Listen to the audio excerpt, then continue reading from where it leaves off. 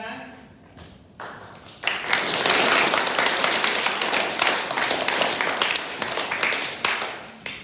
My name is Baldev. I take great pride that I'm an educator and I'm an entrepreneur. And I'm so happy that this room is filled with entrepreneurs today. We have Santosh with us. Santosh graduated from Harvard Business School with an MBA. He's an engineer from the University of Toronto, an innovator. I think he has a patent. And he is a venture partner with Heinz Ventures.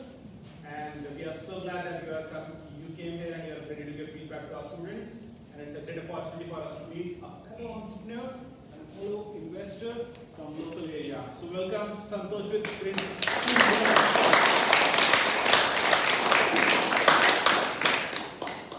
We are also very proud to have Jean Jones present among us. Jean is our founder and trustee of our school, and she has the chair of board of NEC. And Jean has tremendous experience building education ventures companies across the globe, but also she recently bought a company from Germany. They acquired a company, Stepper. So thank you, Jean, for coming and giving us feedback. Welcome to Dolphin.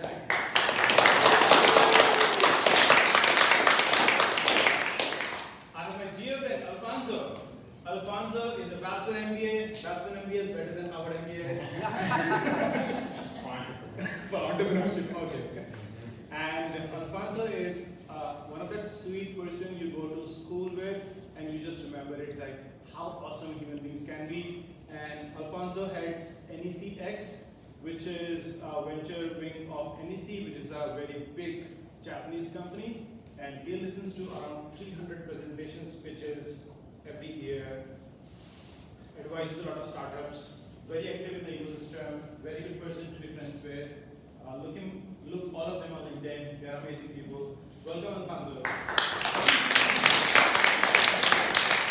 And we have Justin. Justin is not only an investor, entrepreneur, he owns businesses, he's also a lawyer. He practices intellectual property, mergers and acquisitions. He is local, and most importantly, he is Sonia's father.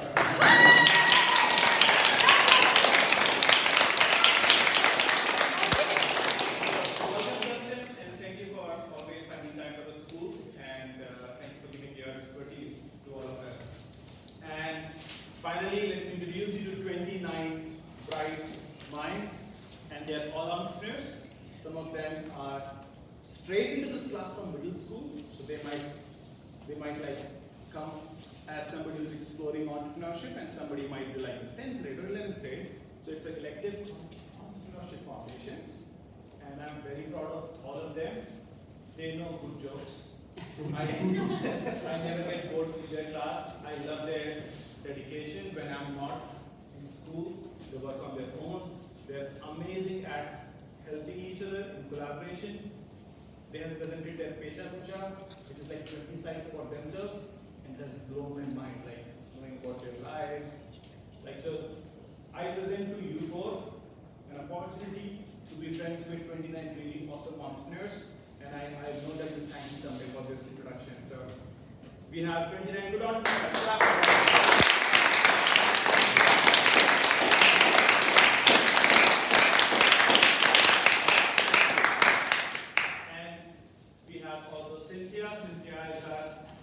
Lead for learning and development. Learning engagement. So thank you, Cynthia, for coming. And Cynthia always helps all of us with learning better. And thank you for your support always in Cynthia.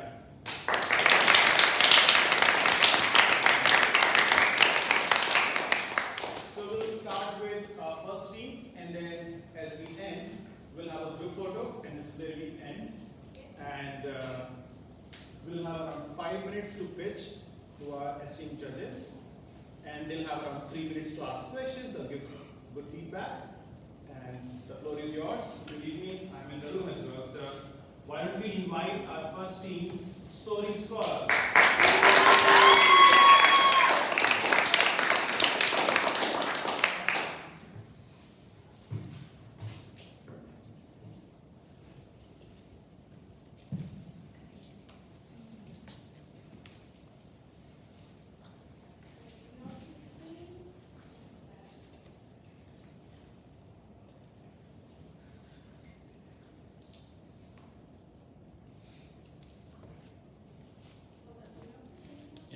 touch every, yeah. There we go. Okay. Start. Hello, Sharks. Or should we say Dolphins? We're here to talk today about Soaring Scholars. I promise you this will be one presentation you're never going to forget. If you're going to be driving home thinking, oh wait, aren't there two kids up here talking about some company called Soaring Scholars? Well, I'm Shreya. I'm in 9th grade. And I'm in 11th grade. Our mission is that we want to improve the quality of education by giving schools access to more and improved resources that they might not have. Education to us is the heart of our home. We both feel that there are a lot of gaps in the education system. We have friends and family that are working in the education system from elementary up to high school, and a lot of the gaps that we've heard from them, as well as experienced ourselves, is that kids don't feel the need or want to learn. Teachers spend a lot of time just managing kids' behavior and not actually teaching the subject. They don't have the resources to teach, especially in some parts of the world that the education just isn't very good. And to us, the curriculum is starting to get outdated. If only some genius could come up with a solution. That's us, Soaring Scholars, the online educational resource that provides curriculum embedded in real-world skills that's made to help students succeed. Soaring Scholars has an overall global benefit as we feel that every child deserves a proper education. The 4 courses that we offer are writing, public speaking, math, and entrepreneurship. As you can see, these subjects are integrated and we got inspired from our education here at MBA. And we feel that these 4 subjects, if grasped correctly, can really open up a lot of opportunities to students in the future. All right, let's talk about our MVP. As you can see, as my partner Evan is handing you out an outline of some of the lesson plans that we made for entrepreneurship and public speaking. And they're for specifically 3rd grade and 10th grade. And if I can draw your attention to the screen, I can show you our website that we developed. You can see there's a page about who we are as Soaring Scholars, a page about our curriculum, and a very inspirational quote, one of my favorites. If we click to discover more, we can learn more about who we are and our mission as Soaring Scholars. And here's a detailed explanation of why we chose the 4 courses that we have. So we continue, we have an About Us page solely focused on how we develop Soaring Scholars. Obviously, we have to know who the people are at Soaring Scholars. We have a meeting team page. And then we have a page about our learning modules. And if you click into one of them, you're going to be able to see the courses that we have for 3rd grade and 10th grade. We chose these 2 courses for these 2 subjects for our MVP because we wanted our users to see how we grow the foundational concepts right from the beginning until they go up to college. And we obviously have to have a contact page that if people are interested in purchasing our curriculum, they can contact us. All right, enough about that stuff. Let's talk about our style. So here's our logo. As you can see, we have the bird, which represents the word soaring, and the graduation hat, which represents scholars. I know, I'm a genius. The color scheme, you can see we have 3 main colors, yellow, red, and blue. What do you think? What does that remind you of? 3 primary colors, showing that Soaring Scholars will give students the foundational pillars they're going to need for success. Our bird is also transparent, showing how Soaring Scholars has the adaptability to change our curriculum based on what the world needs. And honestly, the world needs real-world thinkers and innovators. Now, how much money are we actually talking? Well, in our first year, our total expected revenue is going to be about $45,000. We want to hit about 15 schools and bring our curriculum to them. The expense is going to be about $5,500, and we even have a link to if you want to really get into those nitty-gritty details. Today we are mostly looking for knowledge and experience, and that way we can build our business better, and then later kind of start it and ask for that money. The road ahead in the future, I think it's really important to talk about that. So here are our plans. For the first 3 to 6 months, we want to finalize and publish our website. We want to begin purchasing and developing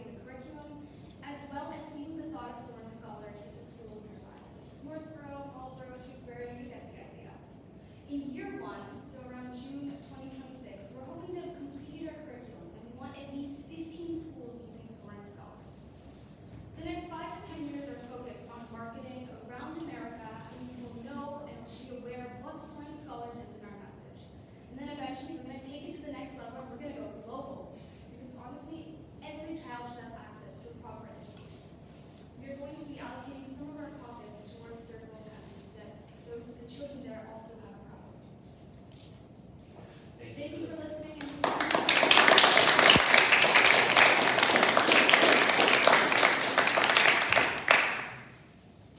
And feedback, any questions? Go ahead, please. So this is a self-learning program, there's no teacher involvement? Oh no, it's basically, we have the curriculum online that teachers can use in the classroom that has like a lesson plan. If you take a look at the lesson outline, it's not necessarily for a student to read themselves, it's based on like the teacher can use this as a learning supplement. Because we feel like education is, you know, And that's not to mean that students also can't go to the website and kind of take it upon themselves to learn more, not only about like the education system, but also just as like that extra after-school kind of like work if they really want to challenge themselves. you could say our target is kind of audience is towards teachers and educators.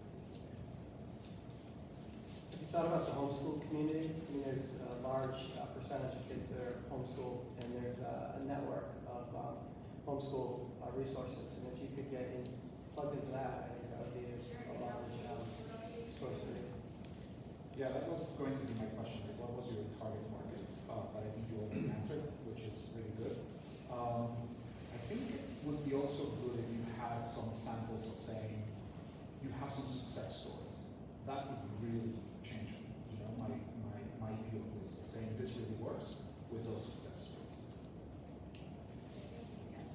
One more, yeah. I think you got a great articulation of the problem. In terms of your competition, so you obviously we know you see that ChatGPT, you should look up this company called Magic School because they generate these like custom questions and worksheets for teachers.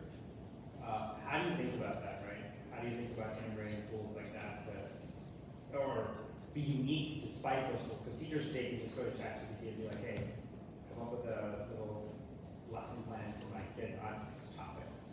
How do you think about that? I think it's a great idea. Me personally, I'm not opposed to ChatGPT in schools and learning. I think it's a great tool and resource to use.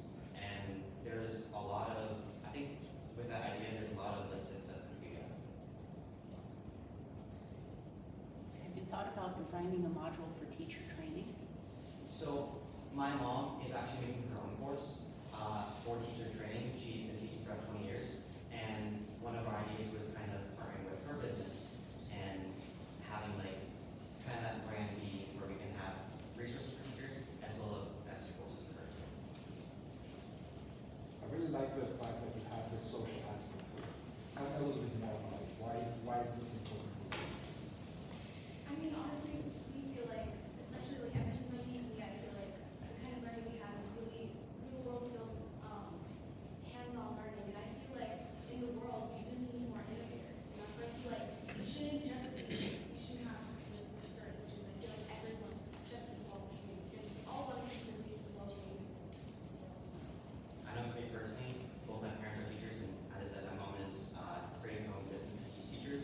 And the reason she's doing that is because I've heard so many stories of them coming home and just talking about schools that they've taught at and issues with just everything, whether that's like not having resources they need, communication, and just problems overall, as well as I've faced problems myself with different schools from like moving and just things not lining up. And I think for me personally, it's something that I am passionate about. I think that if we really want to grow as a society, we need to start when kids are still learning past it. Will you be offering, how many languages will you be offering? I think for now we only do a lot of English. So like when we expand, we definitely want to open up to different languages. Because obviously, like, you know, not every, English is everyone's first language. And like I said, like adaptable, we want to change. My final question. This is for teachers, right?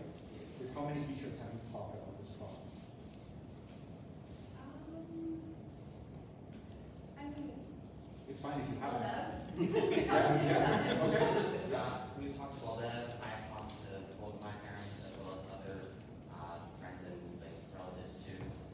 I know definitely I've talked to a lot of people and they feel like there is definitely a market for this in the place. What's the, to follow up on that, like what's the specific pain point have they said that this would solve in their classroom? I think one of the main things is really just the structure, because I know that a lot of teachers,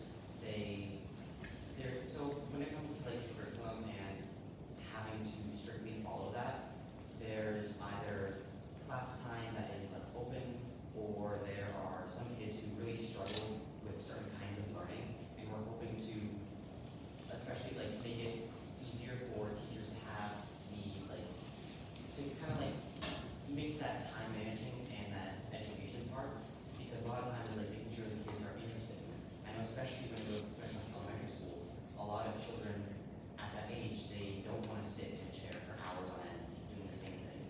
And so being able to give teachers a way to teach those kids, but also have them want to learn. Exactly, and then our lesson planned out so that kids are collaborating, not just focused on like, oh, I have to complete this task. It's like sharing ideas and like learning from other people, because that's really the experience. That's how you grow.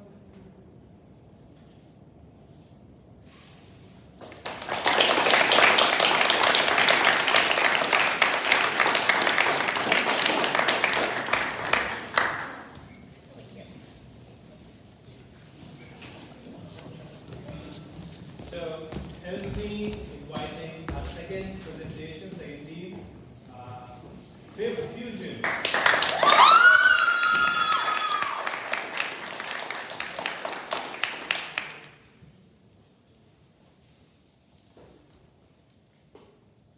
Hello, Dolphins.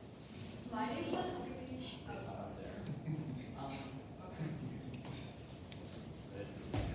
Oh, there it is. Okay.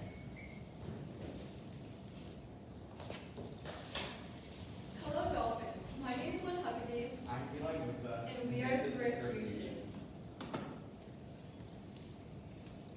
Basically, our company is a fashion brand, and we wanted to research fashion.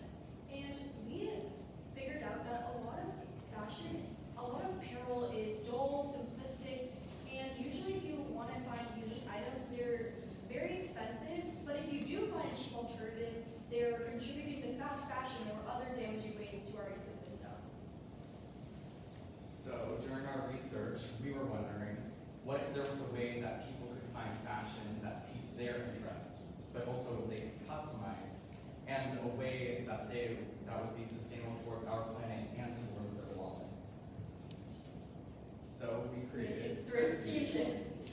Our company will provide distinctive and unique clothing items for people who want to stand out and also want sustainable clothing, but just having unique pieces instead of traditional clothes that you find every day. So this is our vision. Our vision is creating or promoting sustainable fashion that is unique and client-based. And our mission is to transform thrifted clothing into stylish and client-customized designs. The demographic of our users is teenagers around our age. Our user persona is Bianca. She's 14 years old and she lives on a weekly allowance, so she doesn't have a stable source of income. Bianca wants to stand out. She wants unique clothes so she can be distinctive and she can, set trends. And she doesn't want to contribute to fast fashion that is damaging and wasting products that are affecting our earth. So these are our current products that we're thinking of. We currently have 2 sweatshirts and 1 t-shirt, but this is just our opening product, so we're thinking of coming out with more. Why choose us? Why buy our products? First off, we're sustainable. Why support companies that are mass producing clothing that are going to end up in a landfill someday? Also, we're customizable. Choose what you want to wear. Choose your own designs. Create them. We're also affordable. Why spend more on something you can find cheaper? Also, we just have unique clothing. Why fit in if you can stand out? So this is our market we want to tap into. It's the clothing market in the United States, and currently our biggest competitor is Brandy Melville. But one thing that Brandy Melville doesn't deliver is unique and customizable clothing. So that's the gap in the market that we're going to try to tap into.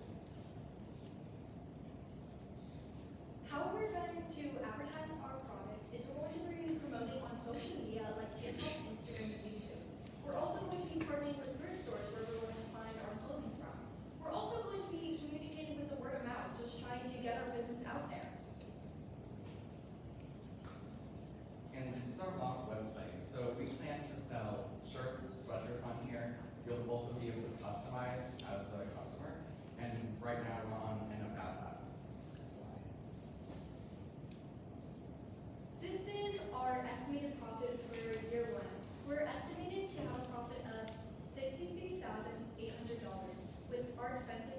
towards our website and the manufacturing of our products. And our profit is going to be from the customizable features, t-shirts, and sweatshirts that we showed previously. Thank you so much.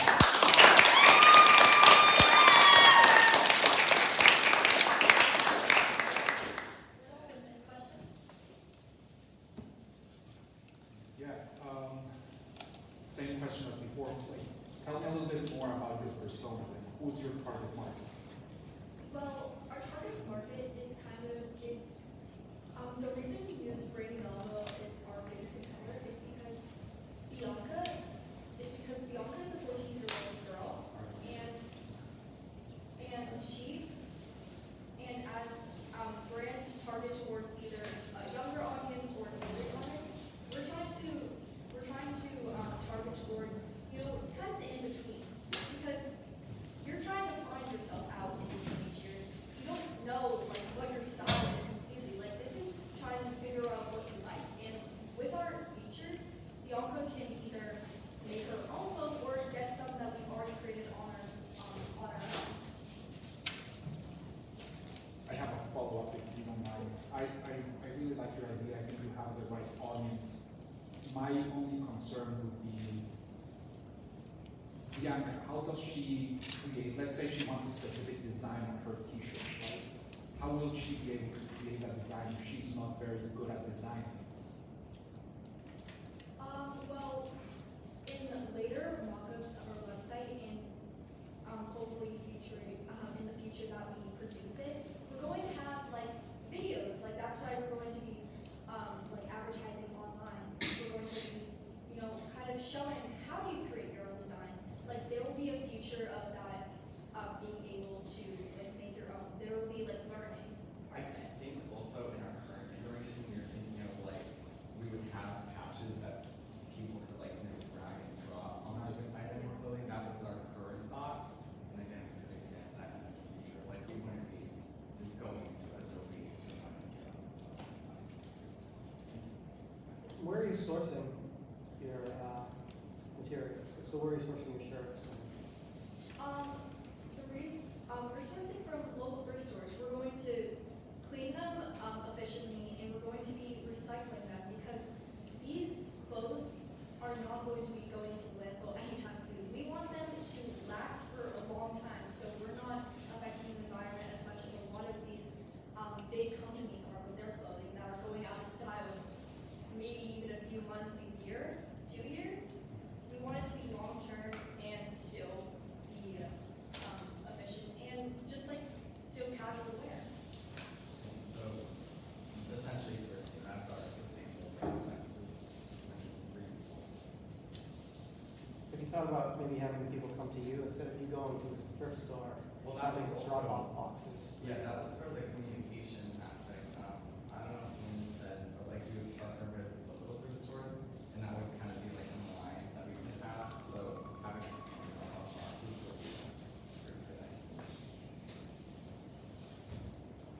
We're out of time. You can ask a question. Oh, last was just about like branding. Like how do you, because you're kind of in this commerce world, right? So how do you build like a loyal following? Have you thought about that? Like how do you have those initial people evangelize your product? What's your social Yeah. strategy? I definitely think that a following, or we would definitely build a big following off of social media. And that's the path a lot of people are taking just because of how popular it's becoming. So definitely, yeah, just creating social media. Maybe in the future we could expand into like marketing in local newspapers and then pass that into like commercial, just definitely starting off with social media because that's a very easy way to gain a lot of following. I have more, this is more feedback, not so much a question. If you're serious about this, let's talk. I know someone that's in this business. This person is trying to help thrift stores. Yeah. So getting someone like this that can bring you the items would be maybe beneficial for you. But my feedback was more, I think this is a nice business that you can start very easily with a prototype. Just put it out there and see if someone buys it. I like the idea of having the designs similar to Canva. That's how they started. I like it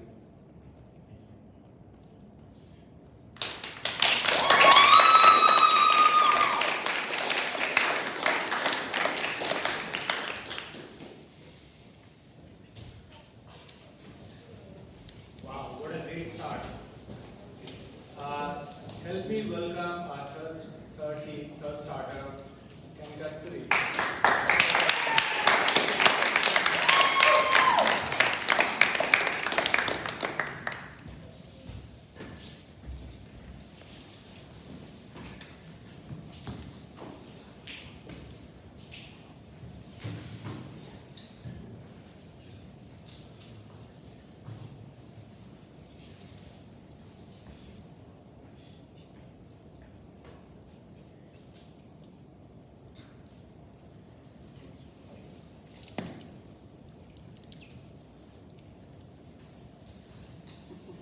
Kankitsuri. Smelling nice but not the price. I'm James Costigan. I'm Mary Kim. And I'm Daniel Wahaha.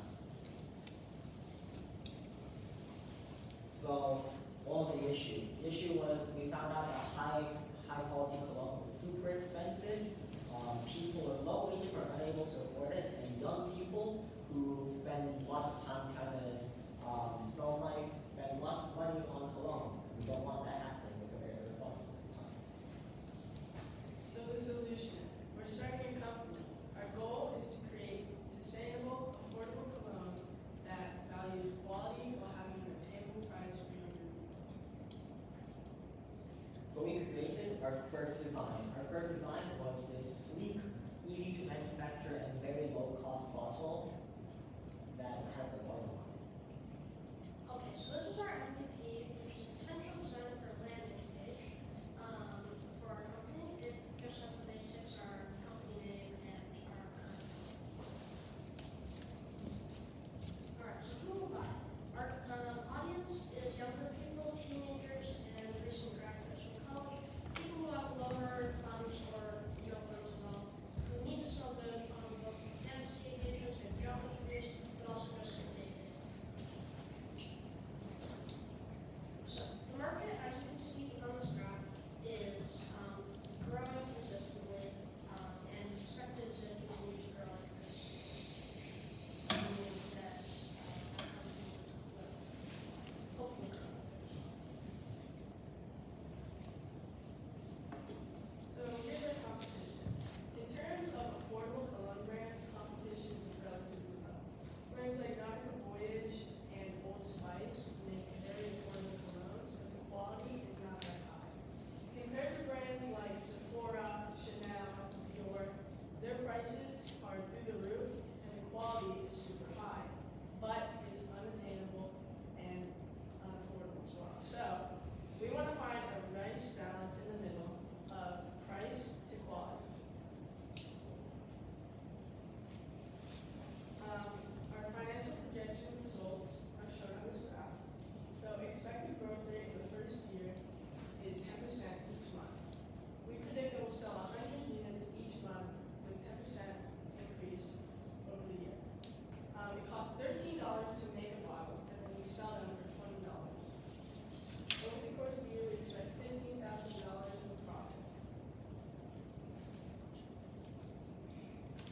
We did an AI search overview of the keywords affordable cologne, and the data shows that it averages 390 searches per month, mostly in the US. It also shows that it can be easy to rank this keyword if we make a quality brand that really focuses on the keyword's intent, which is affordability. We are asking for $1,000 in raw material for 10% of our company, and we are willing to negotiate. Yes, for prototype. Thank you.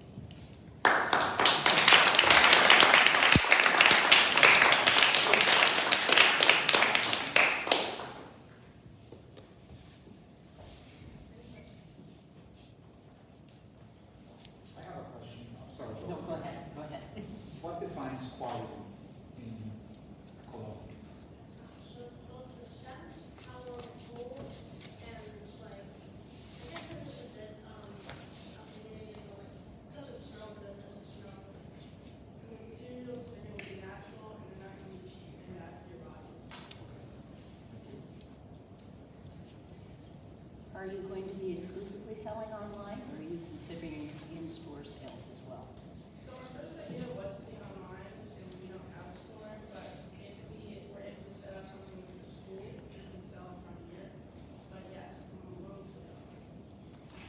Mia store does not have a cologne, just so you know. My question is going to follow up on this, like, because sometimes people have to know what it smells like before they buy it. So how do you solve that issue? Even outside of selling, like, how do you think about discoverability? How people find out quality? Social media is like a big platform for young people. So But you can't smell on social media, right? exactly right. So how do you? We're gonna try and find people in the local area and put online like that we are here and we have tests for our cologne, we got samples, you can try it, you can smell it, and then they'll put their word of mouth. Oh, I think it smells good. I think it smells great. If we actually do a shop over here, we would have some testing areas where you could smell the cologne, test it out yourself. I was going to follow up and say, have you thought about, because you identified your customer segment pretty well, who would you, like, say you got money for marketing, who would you partner with? Not for sales, but also like someone credible. Like, what credible group would you partner with to drive awareness? Like, what kind of events, venues would you guys go to if you wanted to? Like, ideally, you wanted to places. Have you thought about that? Like, what would be the ideal place for your customer to come see this outside of your store?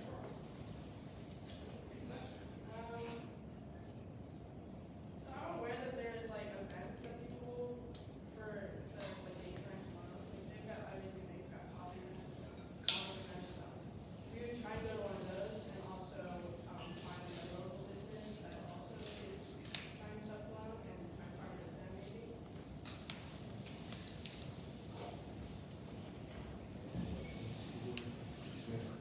What are your plans to grow your product line? Are you going to grow by adding different scents, or are you going to grow by adding, say, a body lotion with the same scent? Yeah, I think both of those things are really good to do for growth. Our main priority would be add multiple scents and then just like expand on that. And then in the future, we could do deodorant and body sprays and lotion and stuff like that. So yeah. What type of like regulatory tests, is there any regulation in this industry, or is there, obviously if you're putting something on your skin, what kind of testing are you going to do, and how are you going to, outsource to a testing lab to make sure it doesn't react to skin? Because I would imagine every formulation you use, you're going to have to be testing on.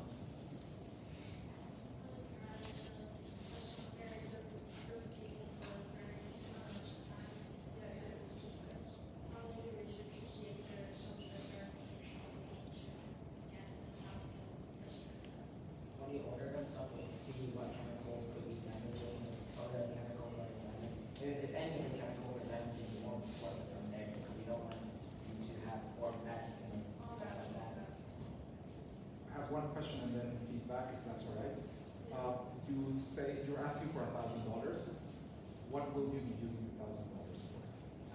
Specifically just $1,000 or around that number of raw materials, so we can prototype our product and make multiple variations, so that we can figure out what exactly we're going to sell. My feedback would be, and it's similar to the question that was previously asked.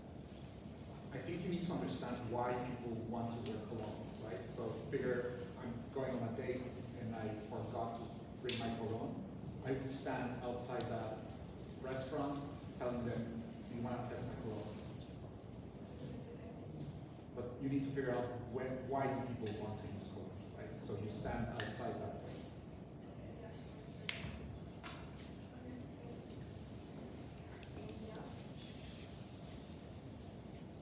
Have you talked to the top soap people, learned from their experience in marketing consumer products that go on your skin? We've not, but that's a good idea.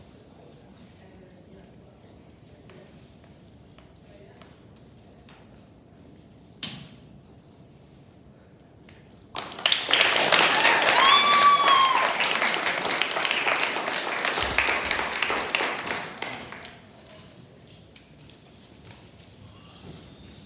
Okay, so we started with what company?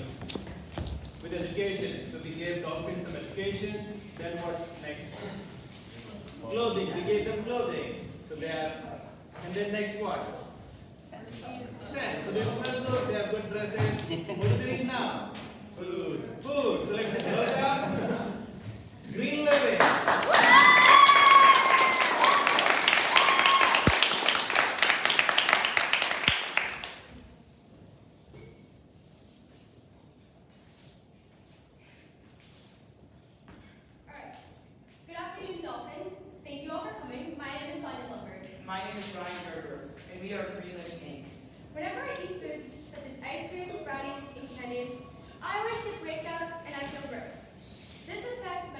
and physical health caused me to constantly crave sugary food and feeling unhappy with myself.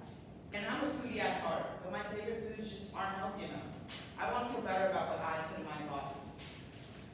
So, what if there was a way to eat the food you love and maintain a healthy lifestyle? Introducing the Green Living Guide. Our product is a cookbook that will contain simple and affordable recipes. This will allow you to eat what you love while maintaining a healthy relationship with food.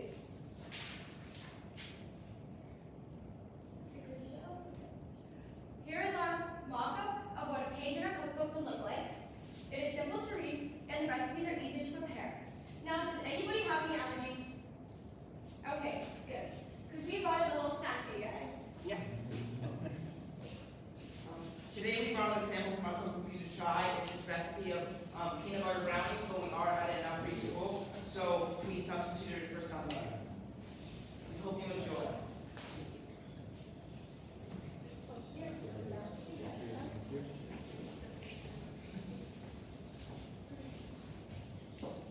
Okay. So this brownie has all the flavors of a texture of a cakey brownie, but it's healthy. This brownie contains only a fraction of the sugar in a regular brownie, and it's made with sweet potatoes, stevia, oat flour, and low-fat milk. All the ingredients that are good for you and will make you feel good about what you are putting in your body.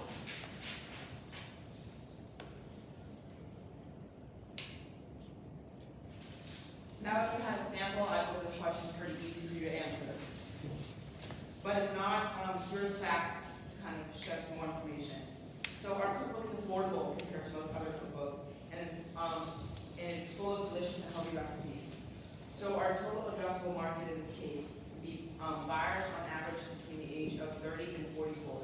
But in other specific cases, you can buy them as gifts or kind of get them for other people and gift them to other people. For me, for example, I buy cookbooks for myself, and I get gifted cookbooks a lot because one of my biggest passions in life is to cook. So that's important to me. And so there is an age range, but the majority of the age is from 30 to 44. So our service addressable market, around 20 million cookbooks are sold each year, with an average person buying around maybe 1 to 2 or 3 cookbooks. And then our serviceable attainable market, it would cost around $10 to make each cookbook, and if we price each cookbook around $25, we sell 1,000 cookbooks, we can make $50,000 a year in profit.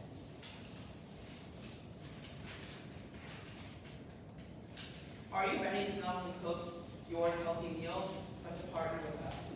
We are seeking $8,000 for 4% stake of our company, and we're going to use this money to self-publish our cookbook, print, and market it as well. So, what are the next steps? How can we grow as a company? We can use social media, Instagram, TikTok, all those, to promote our business and cookbook. Posting videos of our food and why what you eat is important for your body.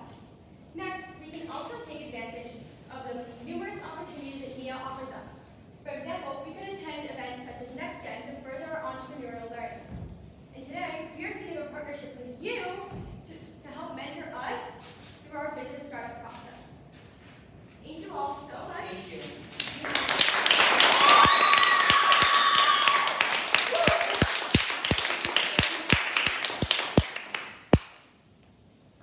My problem with cookbooks is that they're static and they're not dynamic. So if you thought of maybe establishing a subscription service so that you can continually update the recipes that you have on your website and you can read your bottom line. Yeah, so basically our cookbook is not just giving you a book so you can write recipes. It's giving you a book so that you can learn how to be healthy and take control of your life. So these recipes can be changed, can be alternate for different types of ingredients. And inside of the cookbook, we have alternate ingredients you put in the recipe in different types of different ingredients. So you can kind of create your own cookbook to a sense of like you have the base recipe and you can add whatever ingredients you want. And we have the measurements and these things on the cookbook for you. Could you tell me a little bit about your competition? So our competition, we can go back to our slide about our competition. So there's a lot of cookbooks out there, right? Some of them are really hard to read. Some of them are just by famous celebrities. So you'll buy because, oh, a celebrity wrote a cookbook. They're not necessarily good. But we also have competitions like HelloFresh or those type of services where they'll bring meals to your door that are already ready to cook. And that might sound really easy, but you don't get that diverse opportunity to be able to cook for yourself and feel that sense of accomplishment and know what you're putting into your body. And so we're kind of the combination of both, right? We set you up with the tools for success, but you are able to know what you're putting into your body and what you want to eat. Maybe connected to your point about like growing revenue, but when you talk about partnerships, like what kind of partnerships are you thinking about? Okay, for partnerships, we're looking for anyone who wants change and to help us grow as a company, well, obviously, but we also want people who want to focus on how to change what you're eating and your lifestyle. Maybe just an alternative way of thinking about it. I use Instacart to deliver. One thing that I feel is missing is I like the ability to cook, but I don't want to buy HelloFresh. It'd be amazing if your cookbook, like recipes, like their ingredients were integrated, because they don't actually have that function right now. Where like I want healthy, I want this. Well, I don't have the time to get the specific kind of thing. But like Instacart pretty much connects to every single grocery store. So they can deliver it. So just a suggestion, like someone like them would love, they probably would want to help promote what you're doing. But to your point, the cookbooks are static and they could be a great way to like drive awareness. I think that's a great idea, and I think that also really works well with our cookbooks. Like, oh, I don't have this specific ingredient, and there's substitutions within our cookbook. So I think that's actually a really great idea. Yeah, and especially if you build like an app, or even before integration, like you can build an app and then point to Instacart, whatever it is. Pretty popular. It's going to be challenging to make enough recipes that taste good that are healthy. I think it might definitely be a little bit of a challenge, but right, everything in life is going to be a challenge, and I think it definitely takes time to develop this type of thing, but I think it's important that we don't just rush through it, and I think it's important we take time to really think about every option and like every ingredient that we put into our recipe. So yes, it might be difficult, but I think we're willing to persevere and kind of push through and get this done. That's where a subscription service will help you, because you can start with 2 or 3 recipes, and as you grow, because you're paying a subscription, you can still keep adding new recipes every month or every week or every year. Doesn't really matter. I would watch for your target market because you're limiting yourself. I think your target market is people who want to stay healthy and are willing to cook, and that gives you a much bigger audience than just 30 to 45 or to 44.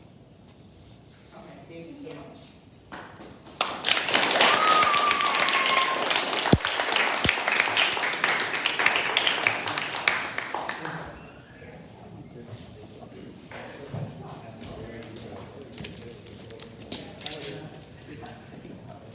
So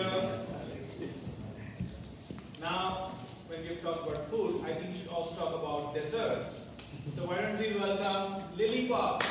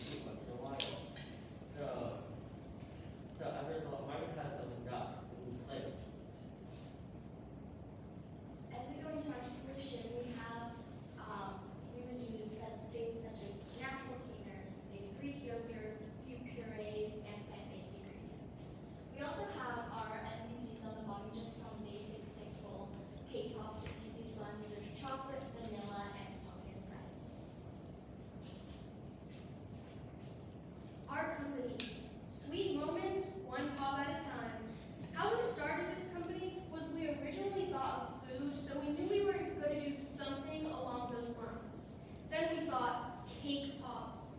And my nickname is Lili, so we kind of combined that together and created Lili Pops. And that's where our journey began. So, up here we have our target audience. Our target audience is for health-conscious individuals, and maybe our consumer would be someone like Karen, who's just in elementary school, and she might have an older sister like Flora, who can drive her around and get cake pops. But our main audience is for parents to buy for their kids a sweet and wild healthy snack. Okay, so the market that we tend to serve started big for the digital market, which is the total of people across the US who want to serve, which as a result, that industry generates about $2.5 billion. However, that's a very big broad market. So if we were to scale it down to the state of Massachusetts, as we are in certain schools, their school market, however, that's still a very big, very broad into market. So we're hoping in time we can engage about 1 to 8% of that market, mainly servicing those who are in the aisles or healthier disorders.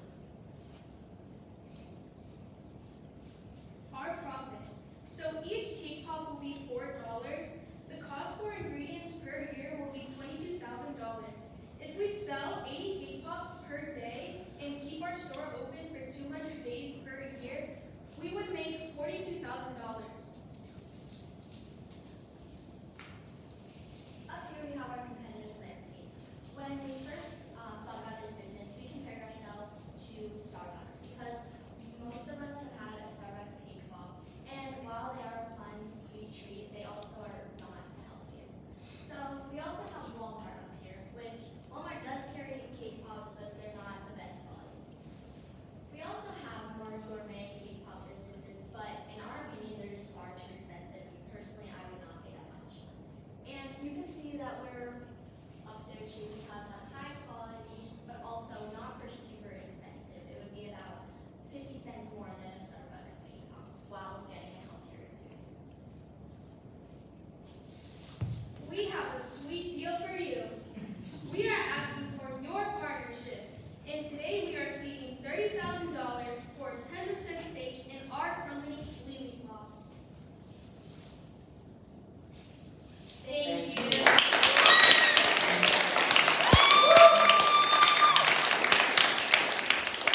Any questions? Were you planning to sell mostly online or through retail outlets as well? We're planning mostly to sell online at the moment, although we might want to retail. Just follow up to that is like, how do you said a lot of people know about cake pops from Starbucks, so like, how do you think that person, like, why do you think that person would be compelled to try something new?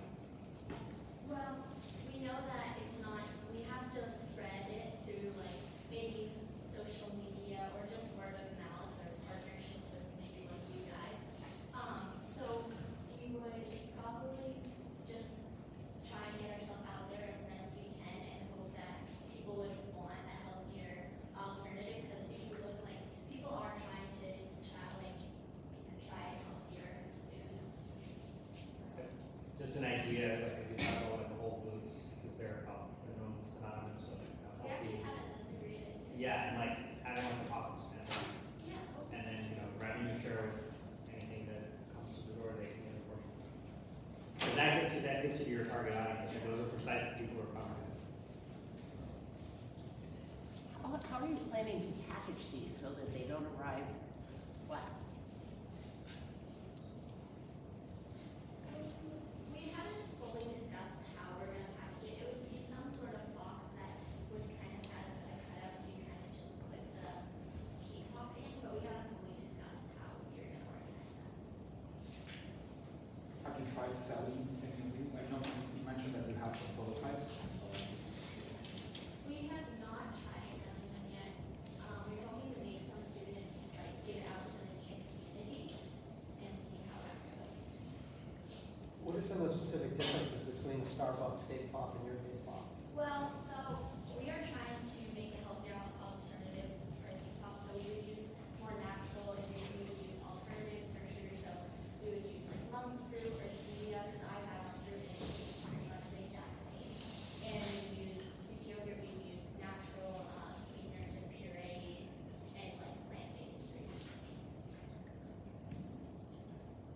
So basically you're saying that your differentiators would be quality, but also healthy. Yes. Then why are you focusing on your graph? You were talking about the price of the unit.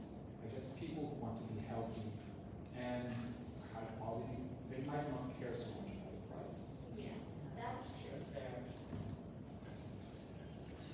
What is the price of a Starbucks coffee? So Starbucks cups range from like $2.49 to $3.50. Okay, so you're pricing yourselves a little bit higher than Starbucks. Just, yeah, so we're,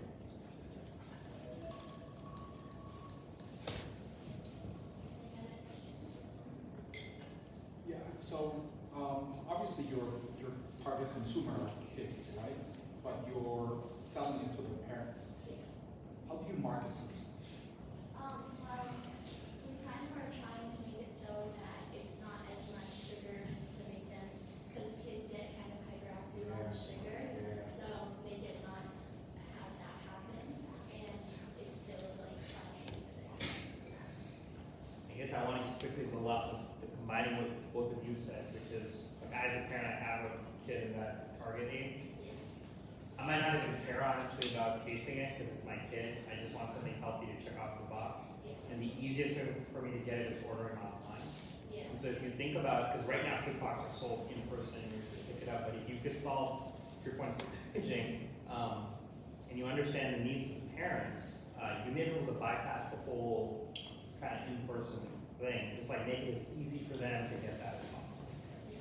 And remember, parents want to feel good when they give a treat to Yeah. their kids, so. Yeah, I don't even think they're as sensitive to taste, because like, I'm not the ones tasting it. I mean, the key thing is the kid just has to be like, I like it. Yeah. No one cares how much they like it, they just have to like it and want more, right? So it's actually kind of easier for you if you can, it's actually kind of a lower bar in some ways. Yes, if you market it in a way where you're saying you're being a conscious parent, but also you're becoming a hero, Yeah.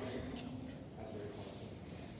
You might want to reach out to some of these snack products that are companies who offer the snack products that are all natural and that kind of thing. My two grandsons eat stuff that is absolutely disgusting, and they love it. So, you might be able to share in that experience of how good does it really have to be.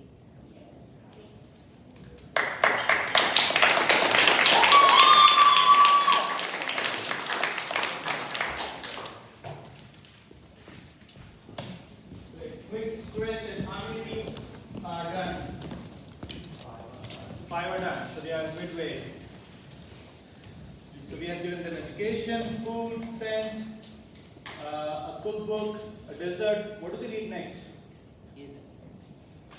Games. They need to play, they're getting bored. So let's invite Best Studio Harmony with their games. Best Harmony Studio. Oh, Best Harmony Studio, my bad.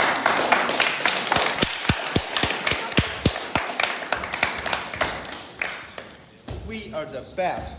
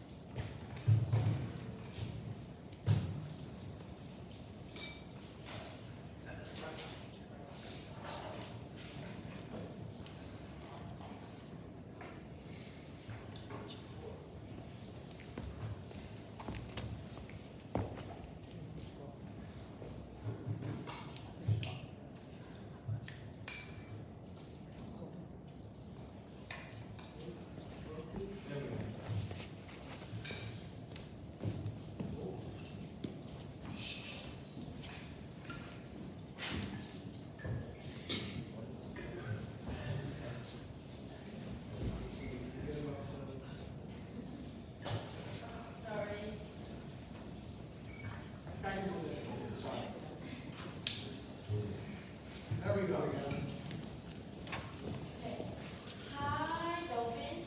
We're at Best Harmony Studio, and we just say BHS. I'm Hannah. I'm Sean. I'm Beauty. Yeah. So before to talk about our video game, we were talking about how video games are so amazing. So everyone likes the music,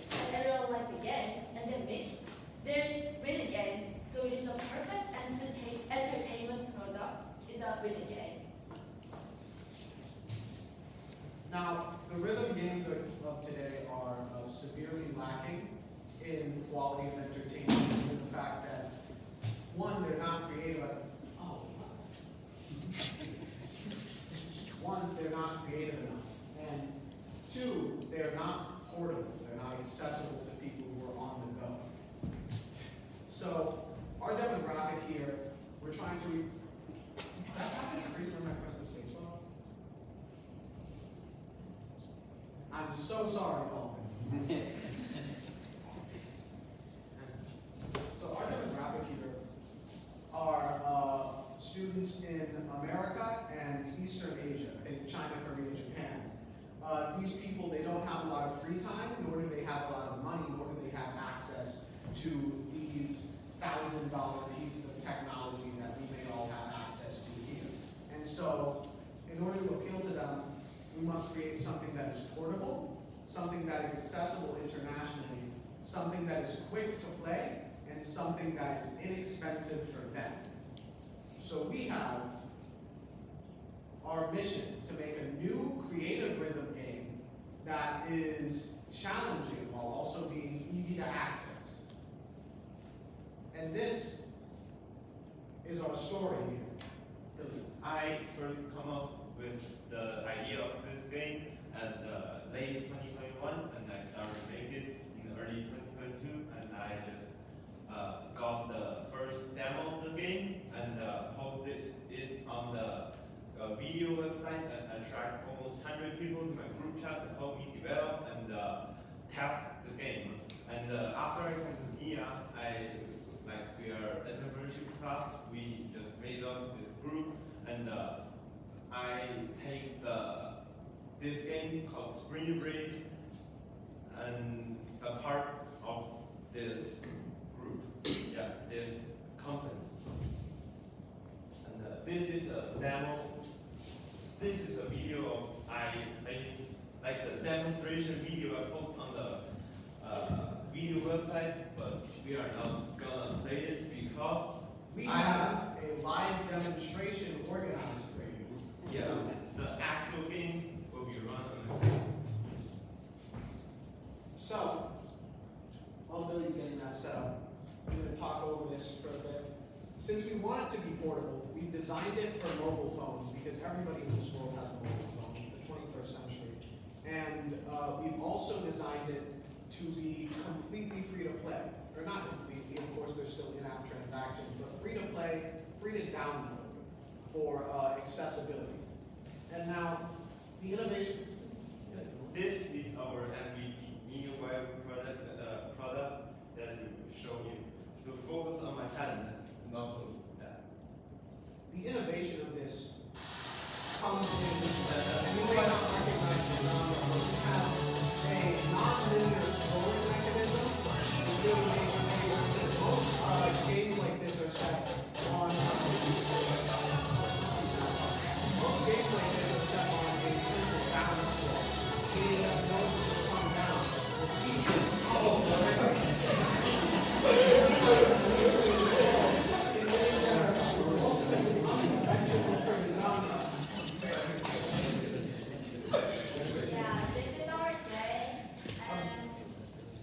It is a very, very rough alpha. Yeah, I'm not doing it again. Like, oh no. Wait. Just go next slide.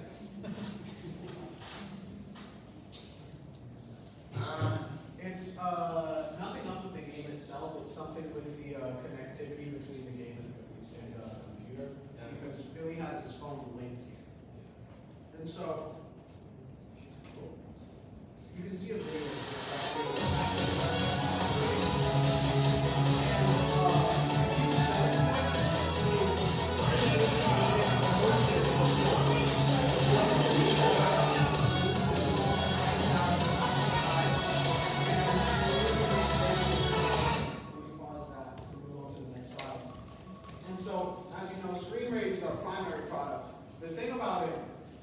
is that it is a digital product. It's a digital good. which means that you don't have to spend money copying the manufacturing process over and over and over again.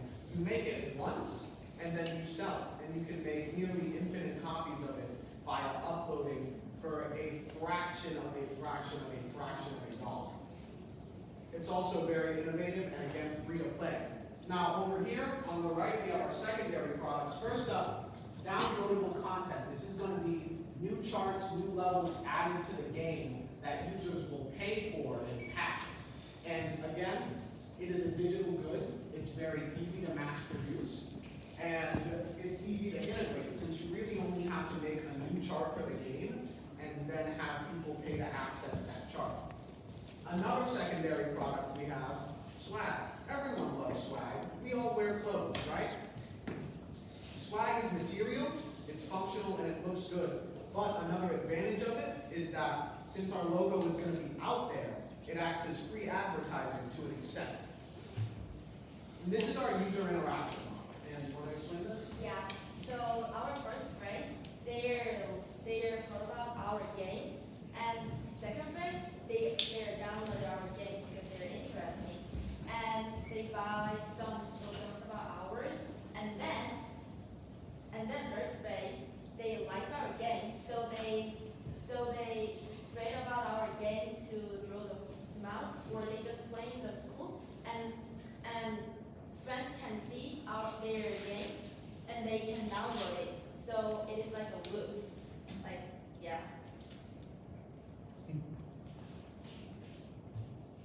And so, you don't really know anything about rhythm games, although you do have young people in your life, I'm assuming. But you are all entrepreneurs, so you speak finance.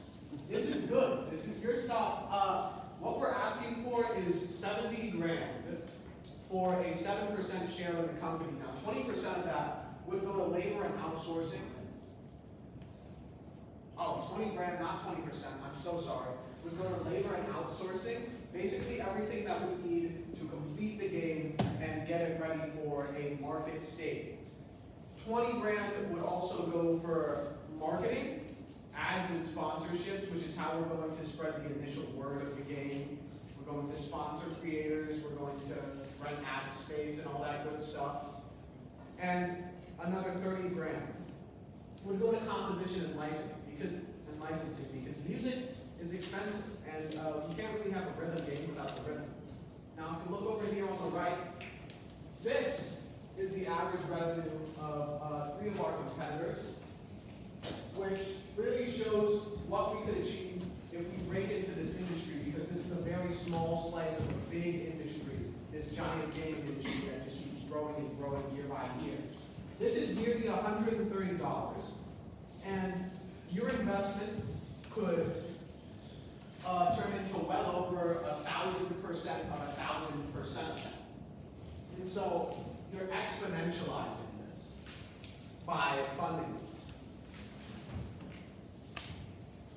Anyways, thank you for your time. You can contact us at our school emails here. And before we take questions, I'd like to give a very, very special thank you to Paul Deb.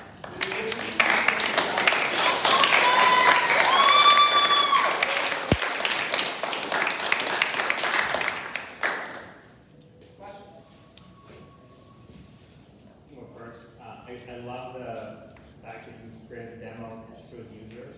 I think that's super awesome. I also think that given some people use timeline equivalent, I actually think you're a lot closer to creating kind of a market-ready product than you think. Because with your target audience, I don't think they're as picky if they're like having a good time. So I just wanted to make that point. And then I guess I also wanted you to ask you, like, have you seen other examples outside, like, because I heard about rhythm games, I thought about DDR because that's the generation I'm working with, but like, have you looked at like other games that have gone viral, right? Like I think Angry Birds, for example, but like, have you looked at other examples of people like you who started small but like exponentially exploded? Oh yeah, there's a massive example in the last 3 years of a rhythm game like this going viral, although it wasn't as innovative as this was. We showed it on slide 3 called Friday Night Funkin'.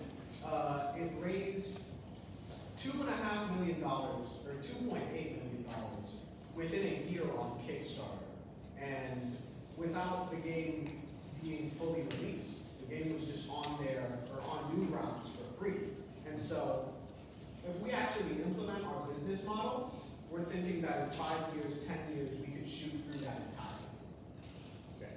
I have a friend who's VC in the gaming, so that's why I asked. And like I said, if you're able to get more traction on this, like you can get probably legit investment in this. But I think the key is kind of showing your user adoption curve, right? Because that's kind of what they want to look for, like a VC, that kind of hockey stick kind of model. And my biggest concern is competition, because I think what you've done here is very innovative, but my fear is the moment someone sees it, they're going to copy it. So how do you prevent that? Like, how do you think they're going to get around this? Well, Billy's implemented a lot of things that are very hard to code into a game, into this game. We have motion controls for one. We have the non-linear scroll system. We still have things going up and down all around.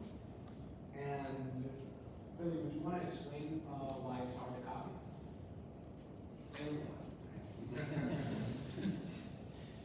Also, we can do like TikTok. There's a lot of like influencer. So, like for example, the TikTok live, there a lot of people are doing the game, and there could be advertising. So if ours is so famous, then other games can copy, but ours can, like, people think ours is original. Yeah.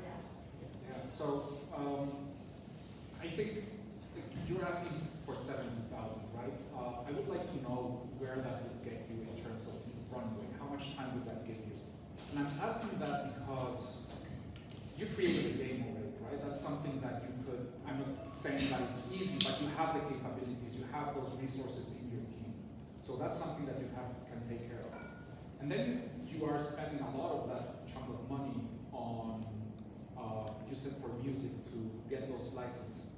There's a lot of musicians looking for opportunities to get their music out there. You don't have to go after Taylor Swift or any of those people who are going to charge you for high licensing products. Go for someone that needs to be discovered. Use their music. And they'll be happy to join you. Right? They'll be happy you can actually charge them for the music being out there. You become a Spotify while becoming a game. And I think a game is awesome when you can share it with someone. If you have something there that creates, I can compete against the people sitting here, now that's something that creates that stickiness where I see now I want to play even more and more. If you build that community, that gives you your differentiator where they can't copy that. Even if they copy it, there's so many very smart people and capable people who can create the exact same thing that you have. But if you have the community, that's something that nobody can compete with. Think about Fortnite. Very simple game. Who can create that big community of players?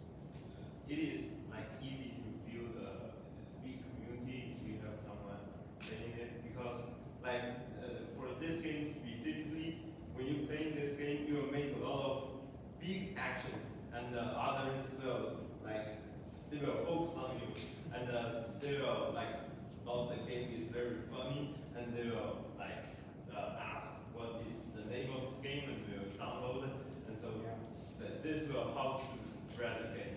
I think so too. But if you also add this element of competition with others, right? Like I'm playing at my home, right? I'm from Mexico, but I have my friends back there playing, and I see their score. I want to beat their score.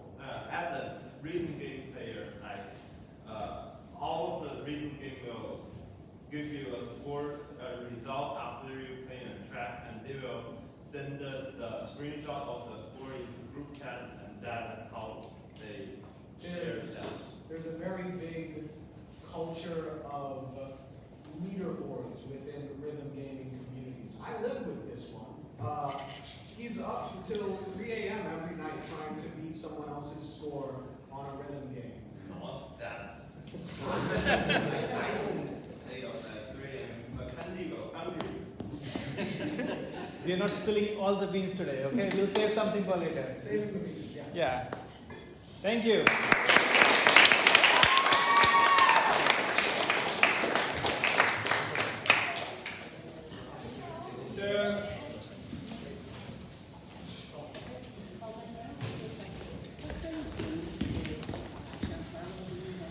Samano, 8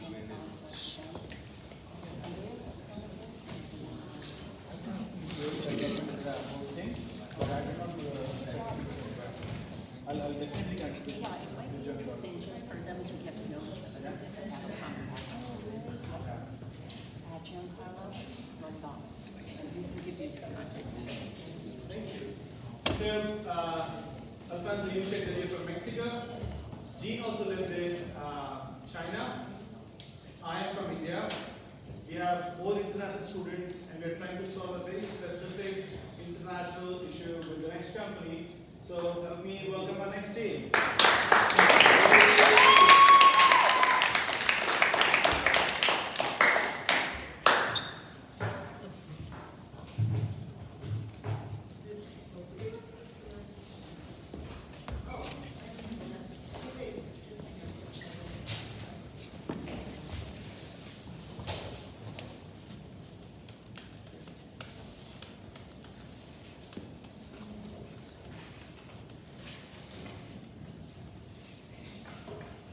Hello, Dolphins. My name is Carrie.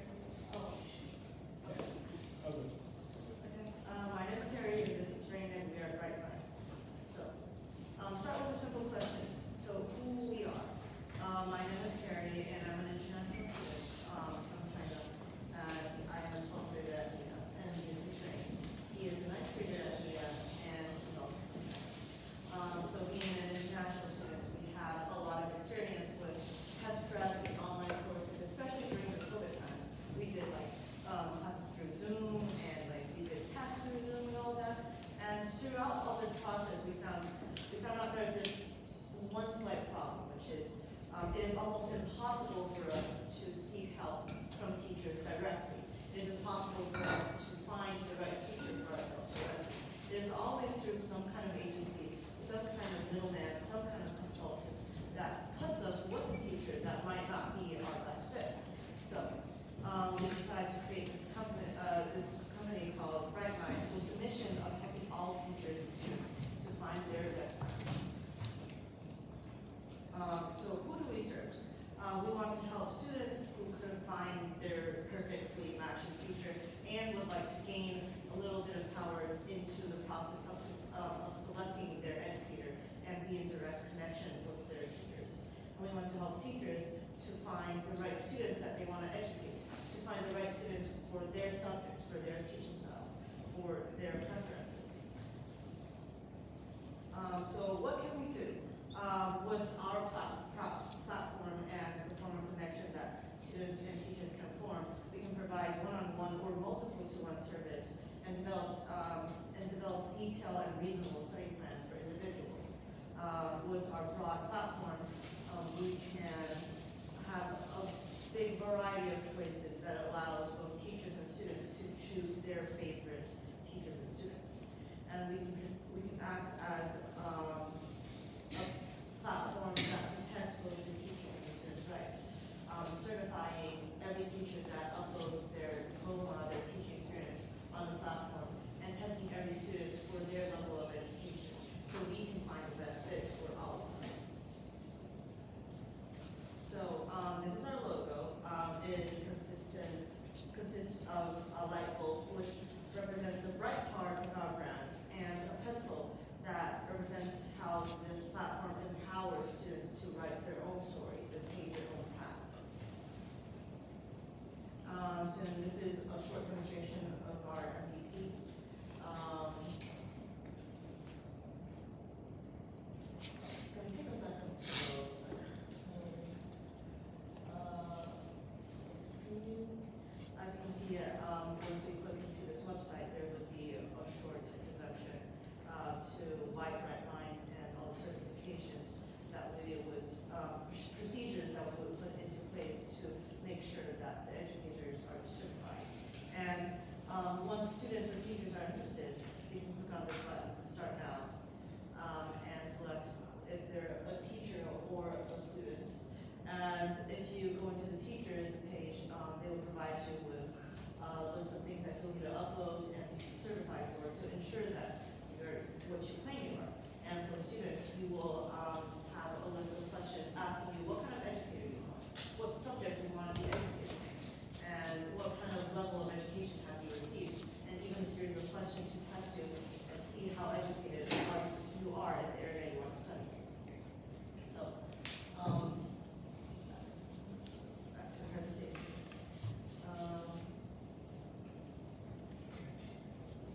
So our business plan would be starting off with online advertising, because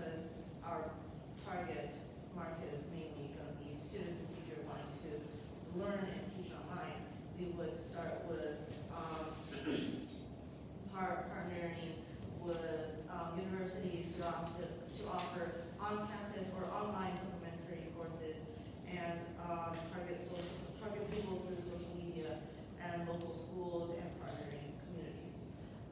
Throughout the advertising and throughout the experience that people have with our platforms, we can collect the feedbacks that our customer gives and refine our platforms to satisfy more and more people and make it a better place for people to study. And once people see our platforms continuously improve, they would want to spread the words of, oh, wait, there's this platform that's amazing that you can go on. You can choose your teachers yourself. And that's how we would get our name out there. This is our property of customer groups. Knowing the property helps identify various groups to focus on, helps tailor marketing messages on the channels to reach target audiences. Yeah. As Rain said, most of our targeted customer groups would be students and teachers who are students in school, including from primary school to university. So that would be the main market that we would be targeting. Based on the spread of news between people every year, Casino will grow exponentially with interest rate of being 30%, and within these 30%, as Rain predicted, about 20% of them will take action, and retention rate will be at about 80% out of these 30% people. How much profit we will make? So according to this graph, white will be the total profit amount, and the green is the net profit. With the growth of customers, the profit and output amount shows an upward trend. And what we are asking is $100,000 for 5% of control stocks. And this money that we will be put into the development of the website, as well as advertising and put into controlling and certifying people who are registering for the platforms to provide people with a better quality education. And that's it. Thank you for listening.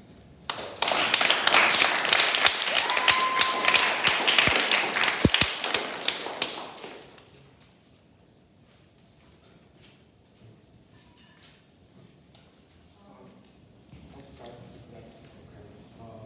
I really like this idea. I think this addresses a very big problem. There's a lot of people wanting to move from one country to the other, and they need that tutoring, right? I just have recently, my cousins had to move to China without knowing any Chinese, so they had to learn, right? So I think there's a big market for it. My concern, and I don't know if you've addressed this, is thinking about once you find a teacher that you like, what would prevent me from going around your app and just connecting with that teacher directly?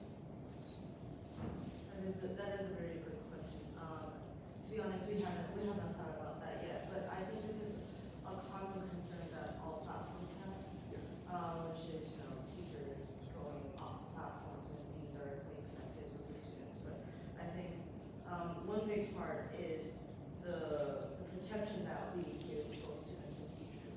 If anything happens on the platforms, we can compensate that. We can give you back your money. But if anything happens off the platforms, which actually happened to me before, because I tutored for a while when I was back in China, and there would be scams happening off the platforms. There would be a lot of, I would say, out of line things that would happen. They would overcharge you. They would charge you for things that are ridiculous.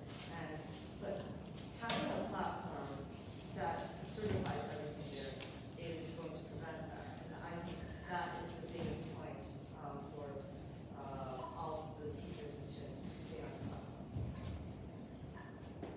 What do you expect the average engagement to be? Like, so if you have a student that hires a teacher to help them, do you expect it to be like 1 hour a week, 2 hours a week? In your revenue model, what are you kind of using as your assumption for how much time each student is going to spend with a teacher each week?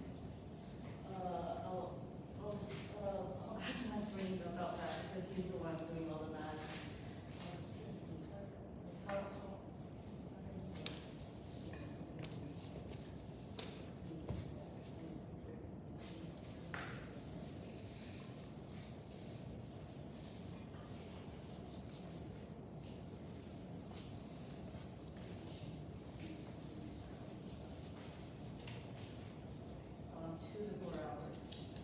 I mean, I guess I was just trying to figure out if this was like more of a, if it would be an after-school help, or is it more like I want to learn mathematics, and so I'm going to need 10 hours a week to do that. But you guys are modeling this more on a 2 to 4 hours, so each teacher might have multiple clients in their spare time. There's a company that we have worked with as a school in the past called Preston's Online Academy, and we might want to reach out to them and learn a little bit from them, or at least look at their webpage and see how they organize themselves. We see them very successful. And another free version, which is more mentoring the student, not teacher, is a Schoolhouse. It's the Khan Academy partner. It's free, schoolhouse.org, you should check them out. They'll be the source for both sides, but they don't charge, but they do have the safety element. I've seen Khan Academy before, but I've never heard of it. Yeah, it started by Schoolhouse.org.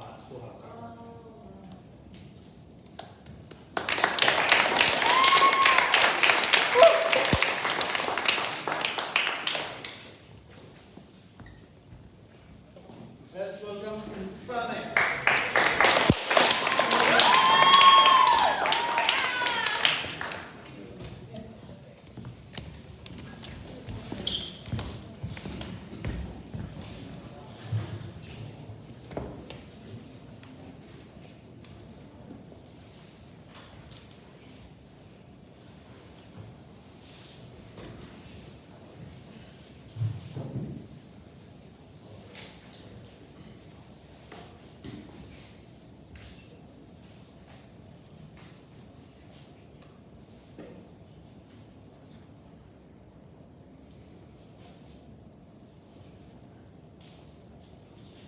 Good afternoon, Dolphins. A brain with an idea is what we are.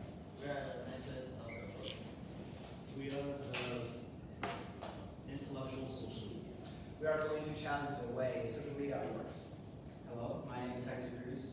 Hi, my name is Jeremiah Shepard. And my name is Alexander.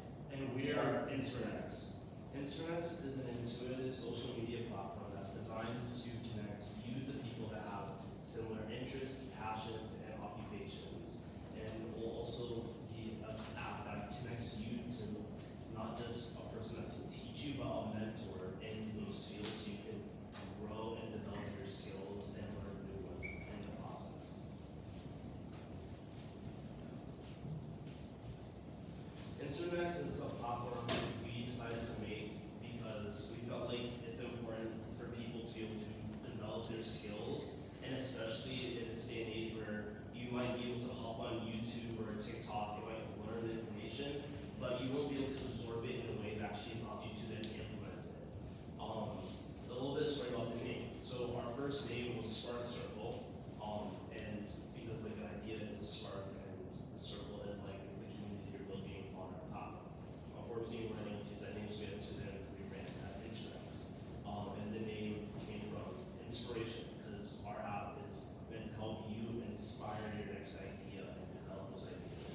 And then next, once you get to the point where everyone can come together and work and develop those ideas. The reason we developed this app was to help people like us who are passionate about what they want to do and be connected to someone that can mentor them and lead them in the direction so they can further those skills and achieve what they're looking for. And fortunately enough, we were here at NEC, and Olga was that person for us. And this is our problem. The problem is hard for people to find someone to teach them further, interested in, especially that experience.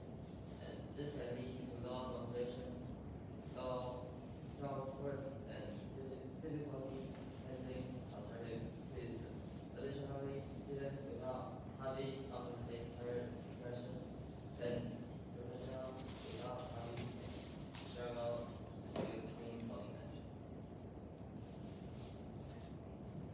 Our solution provides a connected platform for users to discover and connect with like-minded individuals who share their interests. It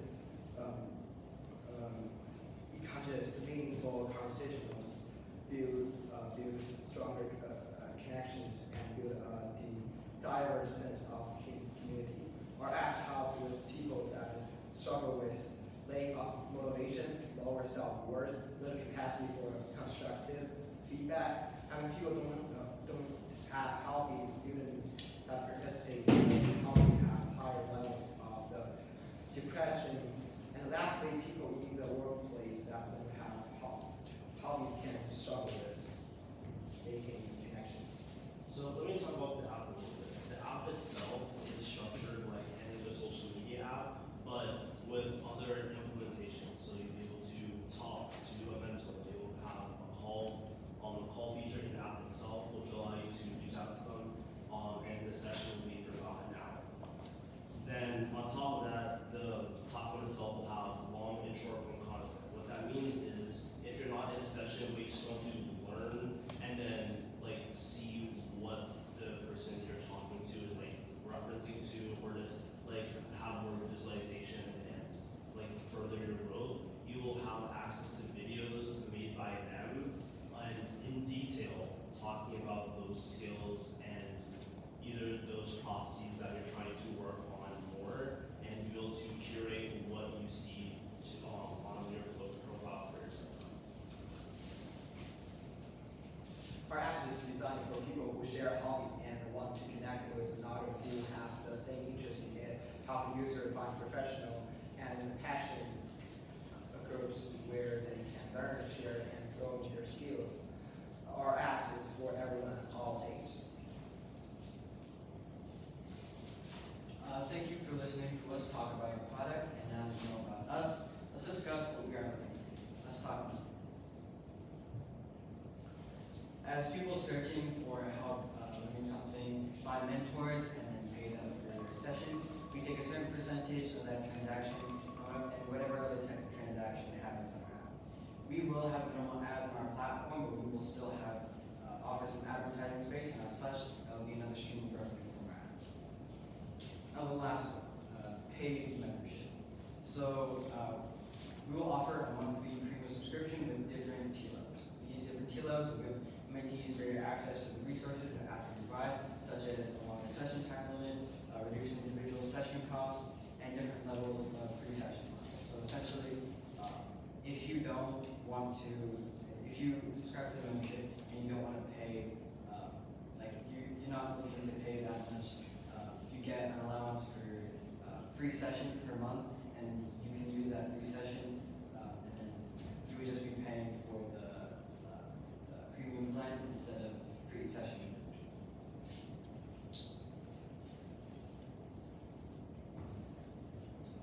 So what we're looking for $200,500 for 12% equity in our company. This money will allow us to develop the app itself, implement security measures for people's safety, because we want people to stay safe on our app, and overall just marketing, because this is a huge field, especially in social media, and it's a multi-billion-dollar business, and we want to make sure that we stand out and people know we're here and we're not just swept under the rug. It is all our contact information, search all that for the site. Thank you.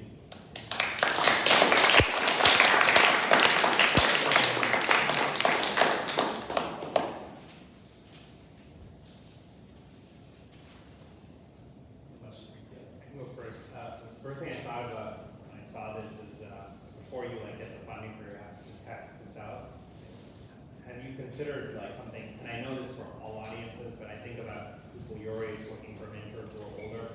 A lot of those people are on platforms like LinkedIn. Yeah. Have you thought about like doing an MVP of this on a platform like that, just to like measure engagement and like validate that there's a market there? So I think our MVP, what we kind of decided on was us like actively facilitating those interactions between the mentors and the mentees, just to see if that's really something that people would be interested in, if that's something that like they would use consistently. Just to add on to that, like LinkedIn, you can reach out to someone, but they might not always respond to you, because it's not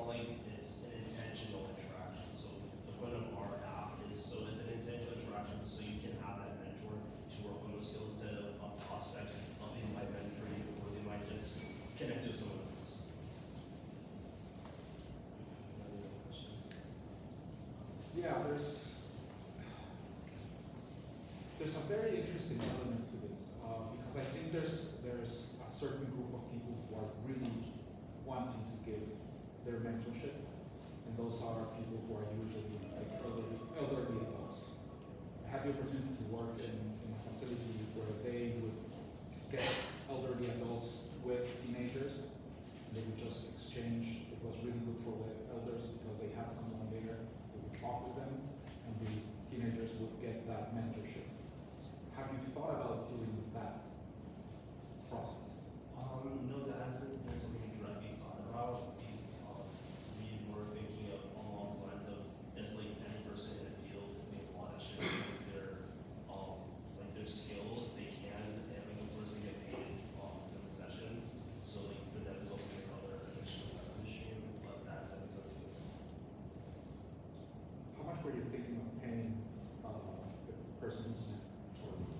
So the mentors would set their own price basically for a session, and then the mentees would be the ones paying them, and we would be taking the price, we would be taking a portion of what the mentees pay the mentors. in that price though, to really like a set limit. So like people are like overcharging because they understand like everyone should have access to this information, but it shouldn't be kind of gatekept by like a price range that someone like I agree with Alfonso. You have a really rich target mentor pool in retirees and recent retirees who still have a lot of experience to share, but are not working any longer, so nowhere to share it. And I think that we'll have great traction there. If you're in a connection where I can connect you with someone that's in that space and they want to innovate. Clikr House is the name of this place. They're really into innovation. They take up senior citizens. I think it's a good place for this.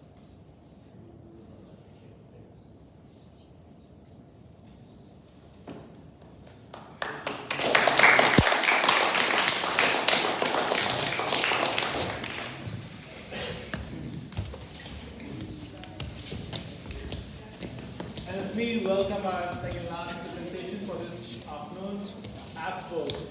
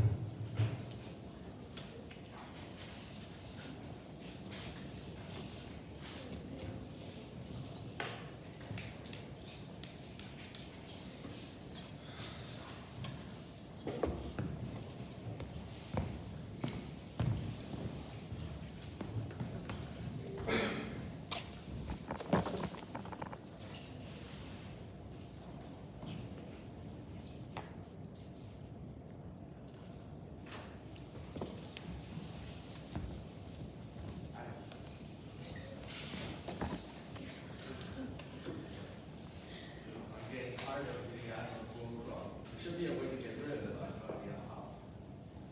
Try AppsWorks. I heard they help people with technology. Maybe you will find your solution here. Okay?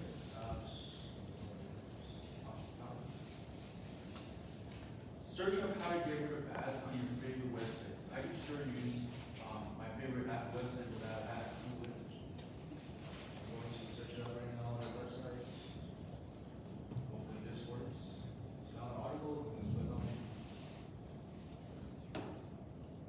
Well, that was easy to follow to understand, and I'll have no ads on Chrome. It was that easy. That's awesome.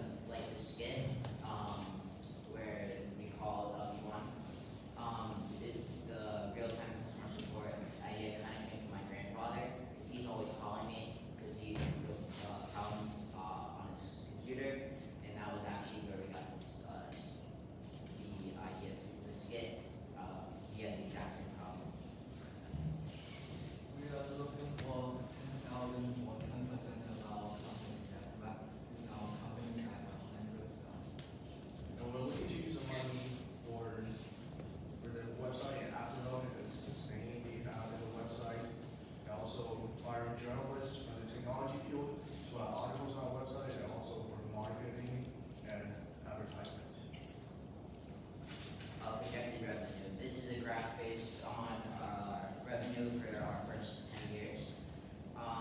And revenue streams, we would have three main ways of getting revenue. We would have ads, subscriptions, and then the real-time support feature.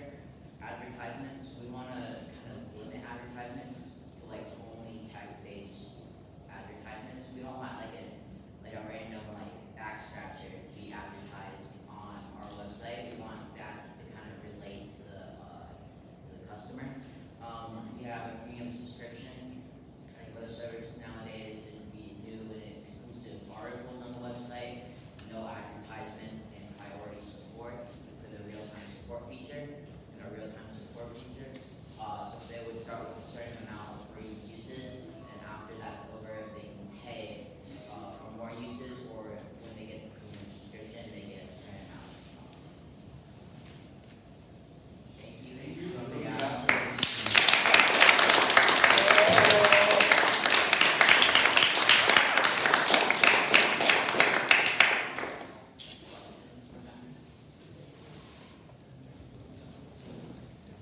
Where can I buy it? I can't stand those ads that make me middle. Yeah. What's it called? The website or website we have like stuff like that. Like look something up on the website or stuff like that. I was also getting on with ads, so that's why I looked up how to get rid of it. I'm an ad blocker, and then I did ads into like our MVP, which is like instructions on how to yeah. Do you think you'll have to hire a lot of specialists to help? So you need people trained on Mac platform, PC platform. Are you looking for the individual support to hire somebody who's just like a generalist who basically would help somebody Google search how to block ads and then walk them through the steps of installing like ad blocking software? I think we'd hire from all what you said, a little bit from each. We have people real-time support, and then we have people also making custom articles and making the tutorials and stuff.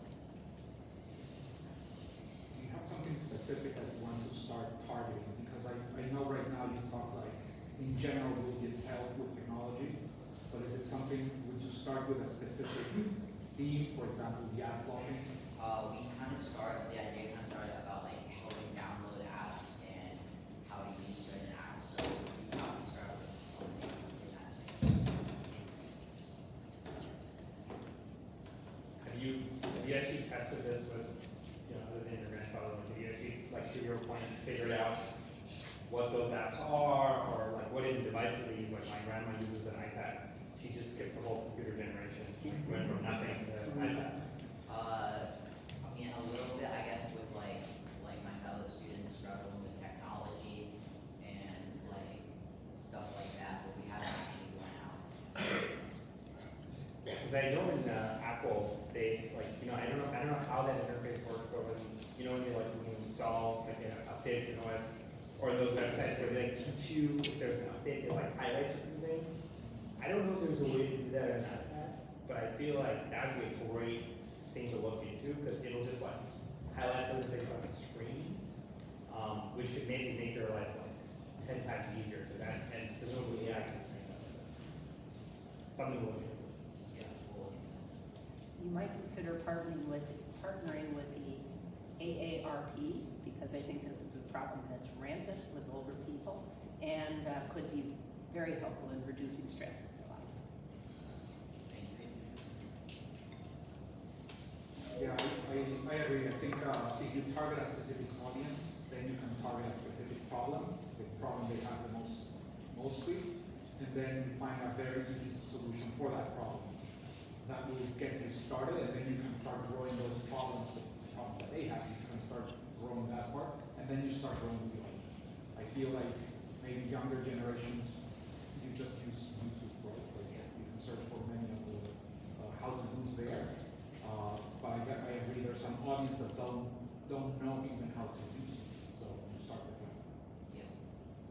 If you follow along the AARP, I think one of the biggest problems for seniors are internet scams and online scams which take their money. Right? So somehow your website has this, well, we're going to instruct you how to use your computer, or if you have questions, we're also going to help you protect your assets. So you know, when you're online with us, we're gonna help set up your computer with security profiles and teach you not to let people into your computer, even if they say they're from Microsoft, and they're very helpful. Yes, definitely. Well, one final thing, as I was just thinking about the stack is, so ChatGPT Premium has a vision mode where you can just like point at anything. I feel like that would be a very accessible thing for most people if you could just press that video button. It instructs right now, but you could imagine if that's the first layer, you can have a call button there. Like simple, right? Like just turn it on, camera, and you can integrate with the ChatGPT API. With the vision camera, it's $20 a month, right? You build that into the subscription, then there's a call button. Like there's just 2 buttons there. Super simple, super easy. Like that's how easy it needs to be. So if you're interested, I'm actually currently working with a startup that's trying to figure out how to prevent scams. So yeah, if you're interested in this, I see a good synergy there.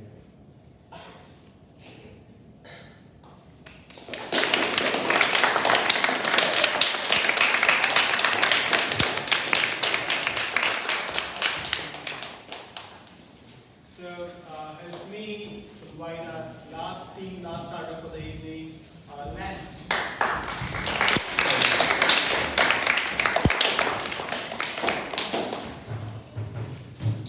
After the last presentation, I welcome our guest judges to please share your feedback with our students.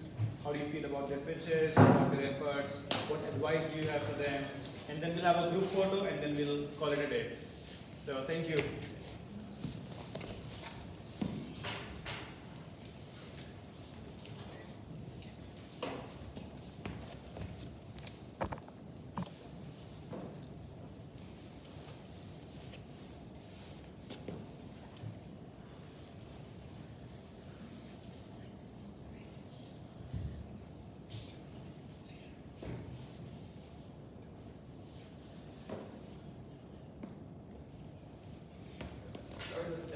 It just takes time.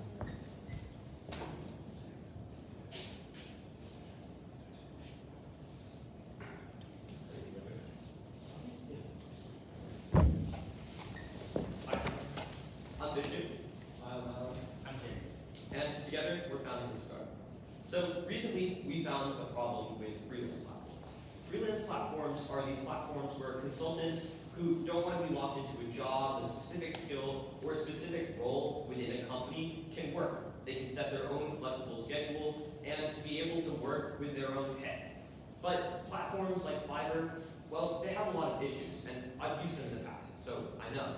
We've found these problems where customers are often unsatisfied with the work that they receive. They don't know if the freelancer is actually proficient in the skills, and if the work is bad, there's often no revisions and no refunds. And you're kind of just endlessly searching for a freelancer who can effectively solve your problem or do the job or within your price range. For the freelancers, there's a super high fee for operating on the platform, often 15 or 20% of what you're charging. And there's a lot of payment issues. Sometimes the payments are delayed, the payment just doesn't work, or there are payment disputes, all of which create tension between the client and the freelancer. And on top of all of that, freelancers are also generally just underpaid for their work. So, what are some current options that we have today for freelancing platforms? Fiverr, Toptal, Clikr, they're all selections.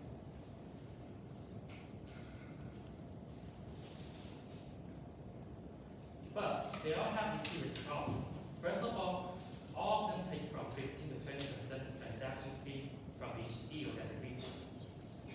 And also, the quality of work that the clients are receiving from the freelancers remains unknown. And also, they sometimes have really bad experiences focusing on payment, communication, and sometimes it's scamming and quality issues. So, we came up with a solution. We're introducing a platform where we have fair pay, the ability to pay according to skill, while taking minimal fees off the top of the transaction and assuring pay using an escrow system. We have seller verification, so ensuring quality work, and built in is botting and scamming prevention. And we use blockchain for complete transparency with payments, payment dispute settlement, and minimal transaction fees, while also using it for the escrow system. So, what should we call our solution? The word freelancer is originally not sworn to any king, but they work for anyone greater. So, we are Lance. Empowering independent professionals. Okay, so how do we beat these pre-existing platforms? Now, we're going to do this in 3 main ways. The first way is we're going to have a lower transaction fee. So due to using the blockchain, we're actually going to be able to take less of a fee out of the freelancer's money, actually, so they can receive it. We're going to have client subscriptions, so depending on what tier or what subscription you buy, you'll have access to higher quality freelancers along with other benefits. And the third and final one is we're actually going to have credentials. So freelancers are going to have to be like certified before they can work on the platform. So they're going to have to submit their resume, projects they've done, things like that, just to make sure they're actually proficient in the skills that they say they are. So, what's our target market? The total freelance market, including consulting firms and things like that, is around $1.3 trillion, which is estimated to be $5.5 trillion by 2030. That's a compound annual growth rate of almost 14.5%. Our specific target market, which is online freelance platforms, in 2023 was valued at $4.5 billion, and by 2028 was estimated to be $10 billion, which is a CAGR of 13.6%. This indicates a rapidly growing market with a lot of room for entry with a new company. So how much of this market can we actually service? The serviceable addressable market, which is online freelance platforms, is around $5 billion. And if we obtain even 5% of that, which is the obtainable market, we're looking at $250 million of opportunity for our company in the first stages alone. So meet our user. This is Marcus. He's 26. He's currently a grad student at UMass Boston. He's trying to get his master's in graphic design. And his main problems in life right now is that he needs money for rent. And due to being a student and having a weird schedule, he can't get a traditional job. So he often uses Fiverr, but he really does not like the platform. Now then, this is Jeff. He's our client. He's 57. He lives in LA and he's the CEO of a small consulting firm. Unfortunately, Jeff is losing his business. He's slowly losing clients, becoming unprofitable. So he had to fire 50% of his staff. And he's looking for some people that he can quickly hire to pick up the slack left behind by his feet. So now we're just going to take you through our MVP. We created a small mobile app just to demonstrate what this would look like. So when you download the app, you can sort of just go through all of these landing pages. And if you want, you can sign up. If you already have an account, you just log in. You can see this homepage where you can see all of your projects. You can see your lifetime statistics. You can look for other freelancers or post your jobs. You can message with your clients and figure out what you need to do, what feedback you have. You can create your portfolio, see your ratings. And whenever you're ready to submit your work, you just send it in with an essay or the file that you're sending, and your payments put in escrow. So once the client reviews your work and approves it, you receive payment in full. So, how do we actually start a business? Our marketing plan is divided into 2 major parts, one of which is social media, including Instagram, Facebook, YouTube, etc. We introduced a term called UGC, user-generated content, for people using the platform and sharing its benefits alongside with more traditional ads. Another part of this is commercial and paid ads, which is about paying the advertising companies and also the social medias and also the online platforms to plug ads on the platforms, websites, apps, software. Now, I'll quickly take you through our finances. So startup is fairly cheap, just creating a website between the 3 of us and maybe some professional help, registering the company, integrating the blockchain for the payment transactions, under $4,000. Our biggest fee is our maintenance costs. We want to try and hire a part-time developer to keep the site up to date.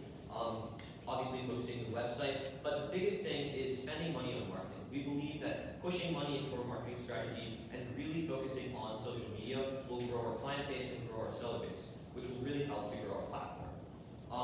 How much would we actually make though? So we would do client subscriptions, like Alex mentioned earlier, going through bronze through platinum, where you can pay for access to higher quality sellers.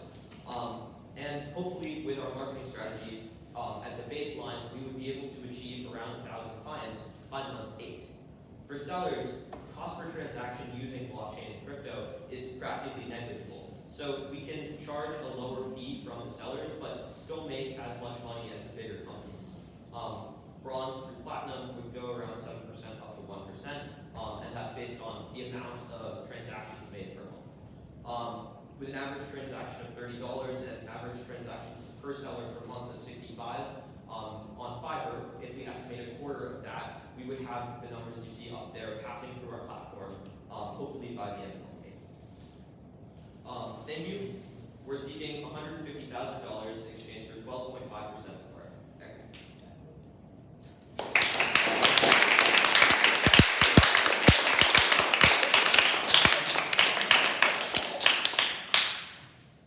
I have a comment because I do a lot of fractional advisory work and stuff. And one of the things I've often wondered is, if I were to use a platform like yours, I feel like there's kind of a gap in the market where you have freelancers on like Fiverr who do like graphics and stuff. That's kind of like small tasks, and then you have McKinsey, which is charged like an arm and a leg for. But like there's a huge amount of people in the middle. Are people sitting here, right, like who can offer high quality services without the McKinsey price tag, or also not the Fiverr type that's going to do like a graphic design project, for like $200 or something. And so my question to you is, like, how have you thought about segmenting that market? Because like from my perspective, I target a specific industry. Like I don't just work for everyone. Like I work in medical. So have you thought about that, like segmenting it that way, right? Because if I look at your app, I'm like, well, if I were a customer that was hiring me, I'd want to like go to MedTech, for example, and find out like what are the common things in MedTech, or education, or biotechnology, or whatever. I mean, how have you guys thought about that? Like, because I'm still unclear on the differentiation. I love the blockchain. I think you solved the transaction side, but I'm more worried about the customer segment. Right. How you target. So I think if we go back to, I think it was Jeff here. So you can see, right, he was a lifetime consultant for PwC. He's the CEO of his own consulting firm, and he's looking for people to pick up this slack who he laid off, right? So I think we did somewhat consider that. I think you're right in the app. We can probably make that a little better in segmentation, but I think we definitely are looking at that range, going from maybe encompassing Fiverr section as well, but also including sort of those mid-level professionals who aren't working for the huge consulting companies, but are still open for work. Yeah, that's a very good point. I think segmenting would be a way where you can compete better with the existing apps. I would also consider going to another market, right? Again, I'm from Mexico. Nothing like this exists over there, right? And there's many other countries where Upwork is non-existent. So you can go to another market, grow there, prove there, and then you can come back to the US if that makes sense. Having said that, I think you need to be more specific in where do you want to target first. What is your specialty? Like, what are the problems that you're actually going to solve? So the question I wanted to pose to you was, why do you want to solve in this space? What attracted you? So for me, I actually came up with concepts of this idea a couple years ago at another entrepreneurship camp, and it was because at the time, as a teenager, I just wanted to have some money, right? Like spend something, and Fiverr, things like that, just seemed like a really easy way to use whatever skills I already had, and do it on that platform. But the experience using that platform, as I said, is pretty bad. You lose like a fifth of your revenue or whatever you're making. And your experience with your customers is also a little tense just because of all the payment stuff, right? Like I had payment situations which weren't the greatest. And so I think that's sort of what attracted me is I've gone through that experience and talked to others who had that experience. I don't know if LinkedIn's here, but we talked about that, right? So I think that's sort of what attracted me is it's something that I've experienced myself, and I know that there's a huge market around it. Both my parents are also consultants.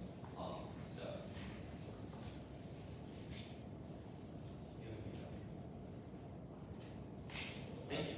I have another question for this. Can you tell us a little bit about your pricing strategy? Why did you choose those prices? So to be honest, yeah. Or are you talking about the sellers or the both? Okay.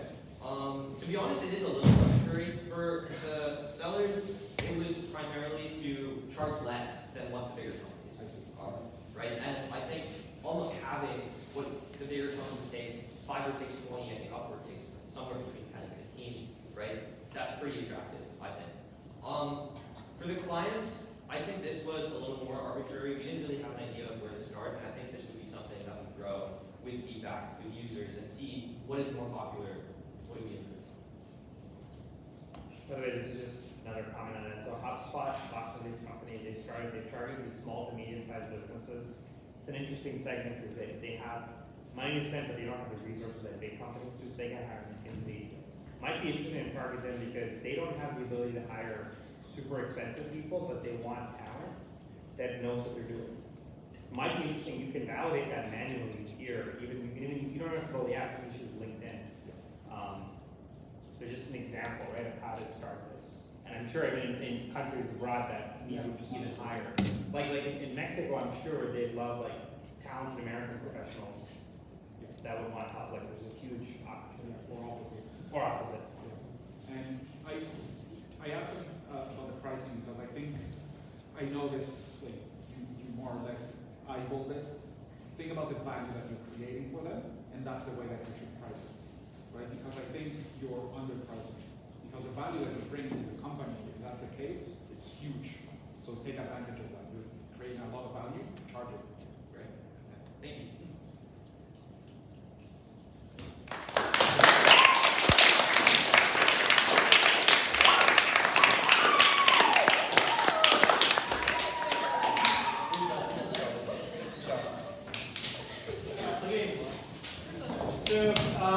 Thank you for your lovely presentations. Before the group photo, let's hear from our guests what they think about our presentations collectively and if they have any advice for us.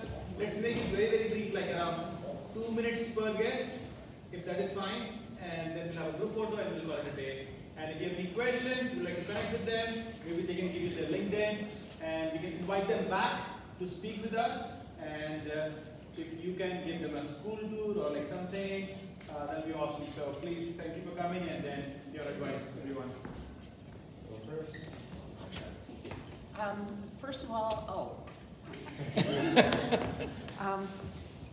first of all, I had a meeting at 2:15 this afternoon. I blew it off because I was enjoying what you were doing here so much. So I'm going to have to go downstairs and make a lot of apologies to a lot of people.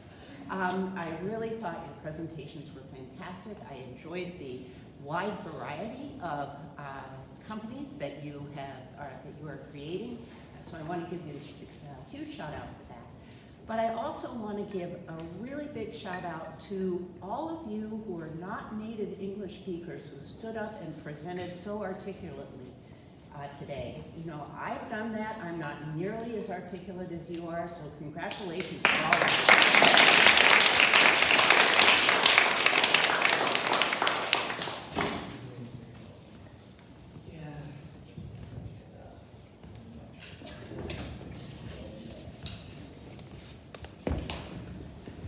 Yeah, I think all of you guys did a great job at your presentations. You know, it isn't easy getting up in front of a large group of people, including your peers and professionals. And I think that it was very impressive, the grasp of knowledge that you had in your subject areas and even your ideas. They were very expansive as compared to what I remember thinking about when I was in high school or in middle school. So you guys should be very proud of what you did. As far as entrepreneurship, hopefully all of you, this has given you a good flavor for becoming an entrepreneur and following your own path. You know, it's never too late to change your mind. If you find yourself going to school and getting a degree, you can always come back to your roots of entrepreneurship if you don't find yourself getting to that point right away. But I'd encourage you to keep, absorb everything you can from the school. Use the connections that you've made today amongst your peers. People that are around you now are going to be valuable connections for you 10 years from now as well. So definitely use those connections and keep doing what you're doing. You guys are doing great. Good job.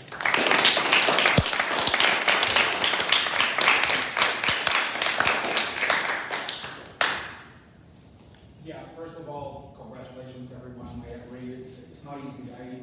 Dev mentioned it, right? Like I hear pitches from people who are doing this for their life, like they build a startup. Some of your presentations were even better than those, and that talks, I think a lot of the way you prepare for this. That's really important. So congratulations. It's not easy. I understand. Sorry if I was a little bit too harsh with my questions. I was really trying to treat you not as teenagers or as adults, more as entrepreneurs. I think the best advice I can give you right now is part of being an entrepreneur is not just having a good idea and seeing a good market. It's about going out there and doing something about it. So you can start very small, right? Like if you study anything that has to do with agile, so it's like, you test and do things. I really challenge you to go ahead and do that. If you have an idea, think how you can do it very, very small, and just go out there and test it. Test it amongst your friends, test it outside with your neighbors. And I think that's something that's a key element for entrepreneurs. Congratulations, everyone. If you want to connect, I'm always happy. Any advice that I can give you, feel free to connect with me. Okay? Congratulations again.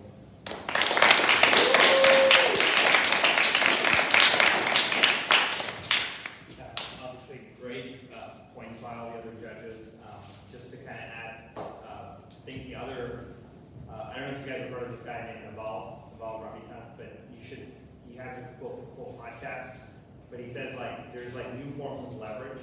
That word leverage is super important. Whenever I get a condition of validating, back in the old days you need people and money, which is how we think about it now, and labor, right? But code and media are the new forms of leverage. That's why social is super important, because it's a way to infinitely scale the value of your product at zero marginal cost. And code, even though some of you build physical product, code is so important because again, it allows you to scale. So I'd say consider those two things. And also 95% of what you all propose, to your point, is something you don't actually need to raise money for. There's a lot of tools available where you can actually get paying customers today. And I highly encourage you to actually pursue that option. The word is bootstrap, because oftentimes you may not even need to raise money. You probably shouldn't raise money if you don't have to. Because the other flip side of this is when VCs invest in you, sometimes they control the future of your company and make it grow in a way you may not want. So as a founder, you want full control over that vision. So if you have a direct connection to your customers and you can fund that way, it's always the best way. So.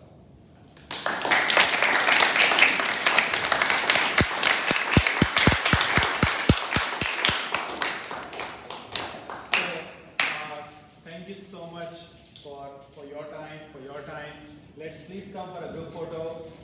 Over here, we'll face this way. So please come for the photo.